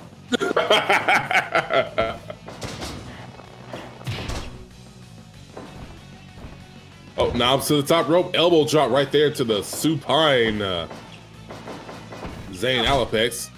Uh-oh, brings him down. Right there to a guillotine, and Zayn is just letting it happen. Then just let it happen. Might not be the smartest thing in the world. Once again, this is first to a fall, so... Might also not be the smartest gremlin in the road. Well, there is that. Oh, Mickey in the corner here. Oh, getting slapped. Uh-oh. Slapped. Uh-oh. Oh, go for that baseball punch. but didn't necessarily get it. Mickey just kind of falling over. Oh, Koji clutch. Right. Dang. Mickey kicking out. Yeah. Oh, maybe Mickey knows how to win these kind of matches. I don't know. We've seen him go for longer than everyone kind of expected in some elimination matches prior. Giving Nommz the soup bones. Soup bones. Oh, oh, got him up. Getting the big man up. It's rare. Oh, well, that didn't last long. Took a lot out of him. Oh, back and forth we're seeing, yeah. Knuckle for knuckle. Punch for punch. Nommz going in. Okay. And that's it. And another drop kick. Okay, now he's got Mickey alone. Maybe. Oh, never mind. Oh, well, big slap. Uh-oh. He's got the bat. The equalizer. Barbed wire bat. No, just a normal bat. Zane. He's just hitting Mickey with the back of the head with a bat. I don't get it. I don't get it. I refuse to get it. I don't. Oh, well. That was certainly one way to get both of his opponents down, I guess. Just throw them into each other. 1, 2, 3. Oh, well. Wow. There we go, I guess.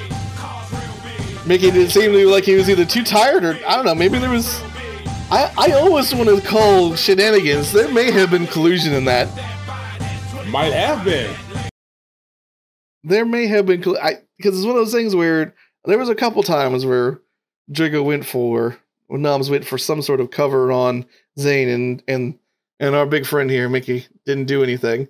Let's hope not. Let's hope that Mickey is not on the take from Nommz. I don't even want to think about something as I don't, because that would ruin the purity of Mickey Cornstarch. It would. But let's just hope that it was maybe, I don't know, maybe just a burgeoning friendship. Maybe, I don't know, maybe this is a tale of two gremlins. Maybe this is going to be maybe Nommz is going to become the next Minute Main Street. I don't know. Maybe that's the angle that they're going for here. Maybe that's what it is. Or then again, since this is an unsanctioned match, there's really not somebody out there to double check to make sure everybody knows the rules of the match. Certainly Ref Furry didn't go, hey, let me check your body for weapons and here's the match that you're in. Maybe Mickey Cornstarch just misread the post that Nommz hastily scribbled on the back of a Bazooka Joe bubblegum wrapper. Yeah, well, there is that. You're right. It's not exactly like we went in and told everyone what they're going to be doing in this match, considering we didn't know what was happening until, well, we just saw it. So we just saw it happen. Yeah. And well, but either way, I guess we do have to do a little bit of this. Because as much as it is not actually a real title, it was technically a title defense. So there you have it. Nommz still the unchampion of his totally not title. Okay, you know what? You see, he keeps this up. I'm going to be walking through the halls of the locker room with my own newspaper folded title and just be shoving it in people's faces and going like, hey, if Nommz could do it, I could do it. The only difference is I own the company and I'm allowed to do it. Well, yeah, I guess you're right. You're correct. So, unlike Nommz, who's just kind of made that weird belt, I'm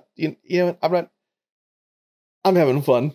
I'll let them. I'm all right with them doing this, so long as they just keep it back there and don't do anything out in the real ring with each other. Until it gets to the point where they start spilling over, just to try to figure out who looks sexier in a fuchsia and teal title, fuchsia and teal, or just putting a bunch of cowboy hats on and all coming out to the ring for something cowboy hat match. I don't know what they're going to be doing with this. Oh my god! Maybe that's what they're going to do. They're going to scrap the title and fight over cowboy hats like they would a tiara, like it's Glow Wrestling. You know what? I wouldn't even necessarily put it against them. How expensive is a Stetson hat? It can't be much more than $25. I mean, we could just go to GoFundMe and let them take up the bill in purchasing a Stetson hat. Everyone gets Stetsons. Anyway, that was our, I guess, unsanctioned Gremlin match. I'm sure we have probably an actual match that we're going to next. Are we? At least one more here before we all finish out? I think we got one more. Okay. Well, I think we got one more. Let's go back into the actual ring, and we'll bring that to you in just a moment here. Whoever set this up, whoever set that ring up, you're fired. I get again. You're right. Although it did appear it was a OWO turning ring, so I don't know if you necessarily have the ability to fire one of mine. But Okay, you know what? You got a point. So anyway, on to the next match.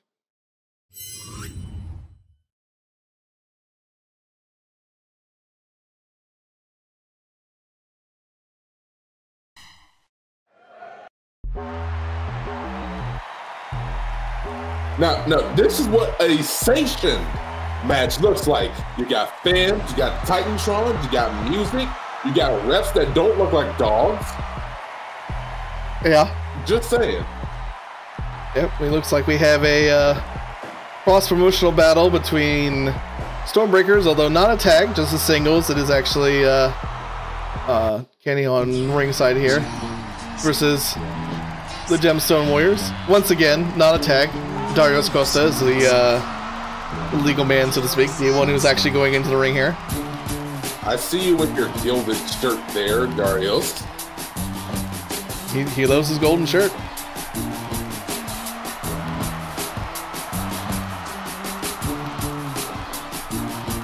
Looks like they actually managed to clean up the blood from that last match here. Might have had the unintended effect of helping them out by having that unsanctioned, unqualified, unmitigated, uncouth, untitled error title. Untitled, yeah.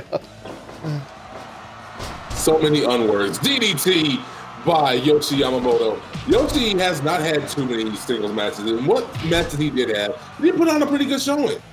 Yeah, he's had some decent showings here, but Darius, of course, also has had a pretty decent history inside of the OWO. It's one of the first ones to challenge for the heavyweight title. Partner, of course, today challenged for the junior heavyweight, unfortunately with a losing effort, but yeah, it was a shame. Oh, big swings all around. One right into the other, as Darius tends to do. Just throwing their equilibrium off. Like spinning different directions, making sure that they can never get their bearing straight. Mm-hmm. Kenny at ringside, as we said, Red Alessandri, the man who we saw earlier tonight. Darius, of course, was not eligible for the junior weight division title because he is not a junior weight. He is in fact relegated to the heavyweight championship league. Although it is one of those things where the interesting thing, we saw Bookman, of course, earlier on in OWO maintain his title, his hold over the OWO heavyweight championship. He is, in fact, actually a junior weight. He is considered a junior heavyweight in our division. So it is, again, theoretically possible that he could not only become a triple champion, he could hold all of the legal belts inside of TWF that he potentially could. He could theoretically be the OWO heavyweight champion, the junior weight champion, the unified tag champion, and the unified world champion. Our first Triple Crown champion. That would be a hell of a thing watching him walk out with all that gold on, but all that gold. There goes that diving splash. Just a one count on Yoshi Yamamoto. I would love to see oh, the Stormbreakers go for that nice little pin cover right there, just a 2 count, 5 minutes in. I really would love to see get that level of recognition in the ring. Yeah, I agree with you. Nice right there. Punch to the back of the head there. Darius looking a little worse for wear here. It does look like he's kind of getting, I don't want to go so far as to say schooled, but definitely not in the best of shape momentum-wise against Yoshi here. Oh, wow. Right to the line by the straw, right there on the emblem. Oh, and wow. Yeah, right as I said that, a really quick match, quicker than I think anyone else here kind of expected here. Yoshi getting that nice quick pin on Darius, and I think that Darius just came in not really expecting that particular game plan. You have to believe it. Yeah. Just Jesus. Yeah. An unfortunately quick victory. Unfortunate again for OWO, considering, my guys, I have to say that. but definitely a hell of a showing for Yoshi Yamamoto. Yeah, he doesn't really get too many chances like that. Yeah, 7 minutes with a La Magistral victory after planting Darius in the middle in a pretty convincing fashion. Darius didn't really have a chance to show off any of the things that we know he's capable of here, but at the same time, a strong win's a strong win. I mean, true indeed. Yeah. That we may have enough time for one more if fans are willing. We do have given how quick that match was, yeah. See how quick that was. Yeah, we figure we could probably squeeze one more in here, so we don't have to leave on a 7-minute match. So let's get right to it. We'll get right back with you in just a second.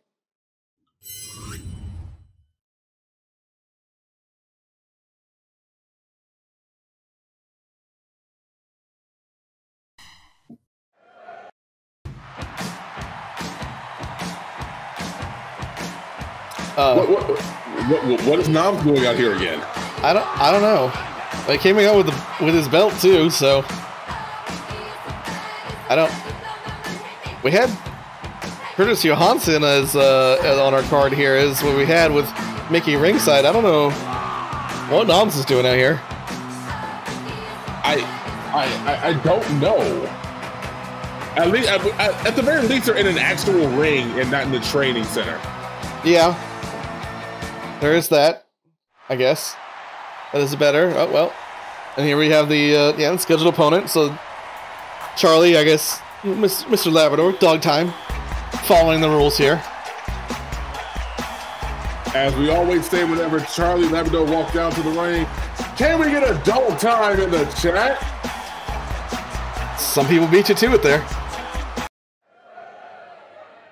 Curtis Johansson versus Charlie Labrador with an actual damn bear as referee here. Because why not? Because sometimes you just gotta. I'm honestly surprised that Charlie is able to get a handle on Curtis Johansson, considering how slimy he is. Considering he's just like covered in baby oil, or what we can only kind of hope is baby oil. I hope it's baby oil. It's some form of oil. It's a multitude of things. Yeah, it's some form of oil. We're not really sure what, but it's clearly not natural, and I don't know if that's a good thing or a bad thing, to be quite honest. It's a nothing right now. So far, Nommz and normal compadre Mickey Cornstarch sitting at ringside, watching the match. Just taunting the crowd. Yeah, well, Nommz does that. But you're not wrong. He does do that. Just eating those punches. Just eating those punches. Oh, already. It's time Junction. Nommz seems to think that, yeah, well, I guess correctly, that he could get out of it. There's a little bit of a flare on the ringside. I'm not sure what that was supposed to do. Maybe I'm not going to sit here worried about this. Maybe just some moral support. I don't know. Oh, I've been going forward. Oh, that big sit. The big sit. Sit, Ubu, sit. And there he goes again. Curtis back up. His chest cavity. I don't know if Curtis has gotten any offense in so far. It's been about... Oh, Alexa, shush. It's been about 5 minutes now. Even Alexa's excited about this match. Uh-oh. This might be it. The Hackenschmidt style torture rack. Oh! It's calling for it. Just hit me again. Curtis being that overconfident person. Oh, wait. For the coin. Yeah, it comes up your heads. Right into that. That's a bad belly touch. Belly hold. Doesn't get it for very long, though. Oh. Harsh slap. Oh, Curtis doing a running over off the ropes there. Curtis surprises with the fact that he's not a totally incompetent wrestler, I suppose. Oh, Mickey coming in with the managerial surprise, distracting the bear. I don't know. Yeah, you're right. I don't know how wise it is to distract a bear, but I guess it is good for his teammate here. I've heard her like in the lunchroom. Oh wow, what's going on there? I've heard her in the lunchroom when somebody taunted her with some mackerel, and the amount of angry growls that I've heard from her was not pretty. Yeah, I don't doubt it. Oh, knockout punch from Labby. That might be it just by and of itself. I mean, they're gonna have to rename Curtis to the Men on Dream Street. And there it is. And there it is. That's kind of what I expected. Seems like the most interesting thing about all of this, outside of the victory for Dog Time, is Nommz coming out to support Mickey Cornstarch? Or Curtis Johansson in this case? Is Nommz going to be a part of the Men of Main Street? Is he going to be the shrimp on Main Street? I don't know if he's going to be the Nommz on Main Street. The Durg on Main Street? I don't know. Maybe it is just a situation where there somewhere. Yeah, maybe it's just a situation where, Mickey helped him in a particular way. Now it's coming out and helping him, but I don't know. I really don't. This turned into a strangely compelling story about a match or a title that doesn't exist. Either way. But just as compelling is the fact that, of course, Charlie Labrador, our victor here today. Well deserved. Give me another Dog Time in the chat, y'all.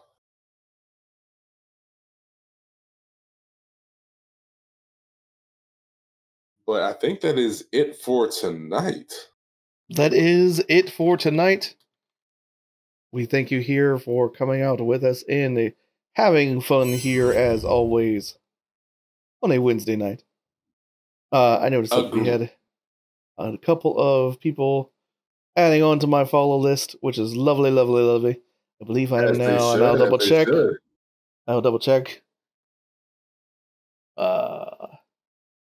We are at, running total says 47 followers. So I am only 3 away here on this particular channel from getting affiliate. And for you all getting some emotes and of course some other fun stuff. All that good nonsense. So if you have friends, you have family, you have anyone who you think would be remotely interested in what we do here on Wednesday night, and I know some of y'all probably do, tell them to come on by and give me a follow. I would very much appreciate it. And I very much appreciate you all coming out every Wednesday. It looks like we have about 11 people here in chat at the end, and I saw there was about 8 here for most of this. So I can't thank you enough for continuing to come out and support us. We're at week 12 of this nonsense now? Something like that. I mean, yeah, this is week 12. Yeah. Yeah. Week 12 of this nonsense. We're getting up into... We're getting up in there. Double digits. By the time we do our March kind of league here, we'd be... But pretty much by the end of that, we'd be damn near 20. So, yeah, it's kind of crazy to think that we're getting up into that level here already. And it's been a hell of a ride this entire time. So I've enjoyed putting these on. I've been enjoying the heck out of it. We are definitely going to have a few special things coming just for you guys first. We're going to do whatever we can. But again, so this is more for YouTube than it is for Twitch right now. But if you have watched all the way through to the end of this video, first of all, you are a champion. Second of all, head on over to twitch.tv/ComradeHusky Gaming. I'm going to put it right down below. Go ahead and follow them, get them up, and so they can get affiliated and they can start getting you some subs and really make something of this. Keep an eye out for notheelkaiju.com/shop. We are going to have our own shop URL when it comes down to if and when we do decide to drop a few cool things there here and there for TWF. You could also, even though you don't have your thing, so I'm gonna have to have you point them to your YouTube channel on here as well. Sure. Yeah, YouTube channel is just Comrade Husky Gaming. It should be on whenever I am not streaming. It has my kind of information for that as well. Twitter, if you can come and follow me, just at Comrade Husky. So yeah, that'd be nice. And speaking of t-shirts and all that kind of stuff, it's one of those things where I know we have some excellent artists in our general community. That goes for kind of the community furry community that comes into this, as well as everything else, people who actively watch me right now, I would invite you to come and talk to me about potentially doing art related to Wednesday Night War stuff, either designs for potential t-shirts and things like that, as well as emotes and just general fan art. Of course, that you will be compensated and monetarily for stuff like that. So I'm not going to ask you to do it for free. That's silly. No one should do that. True that. I also would like to see what fan art y'all do come up with. Yeah. No. Again, if you actually just want to do fan art, you have my express permission, and just more power to you. Like, that'd be the most awesome thing to see. But what I'm talking about is more just on the line of, things that I actually commission people to do. So if you have any interest in doing that, come and talk to me as well.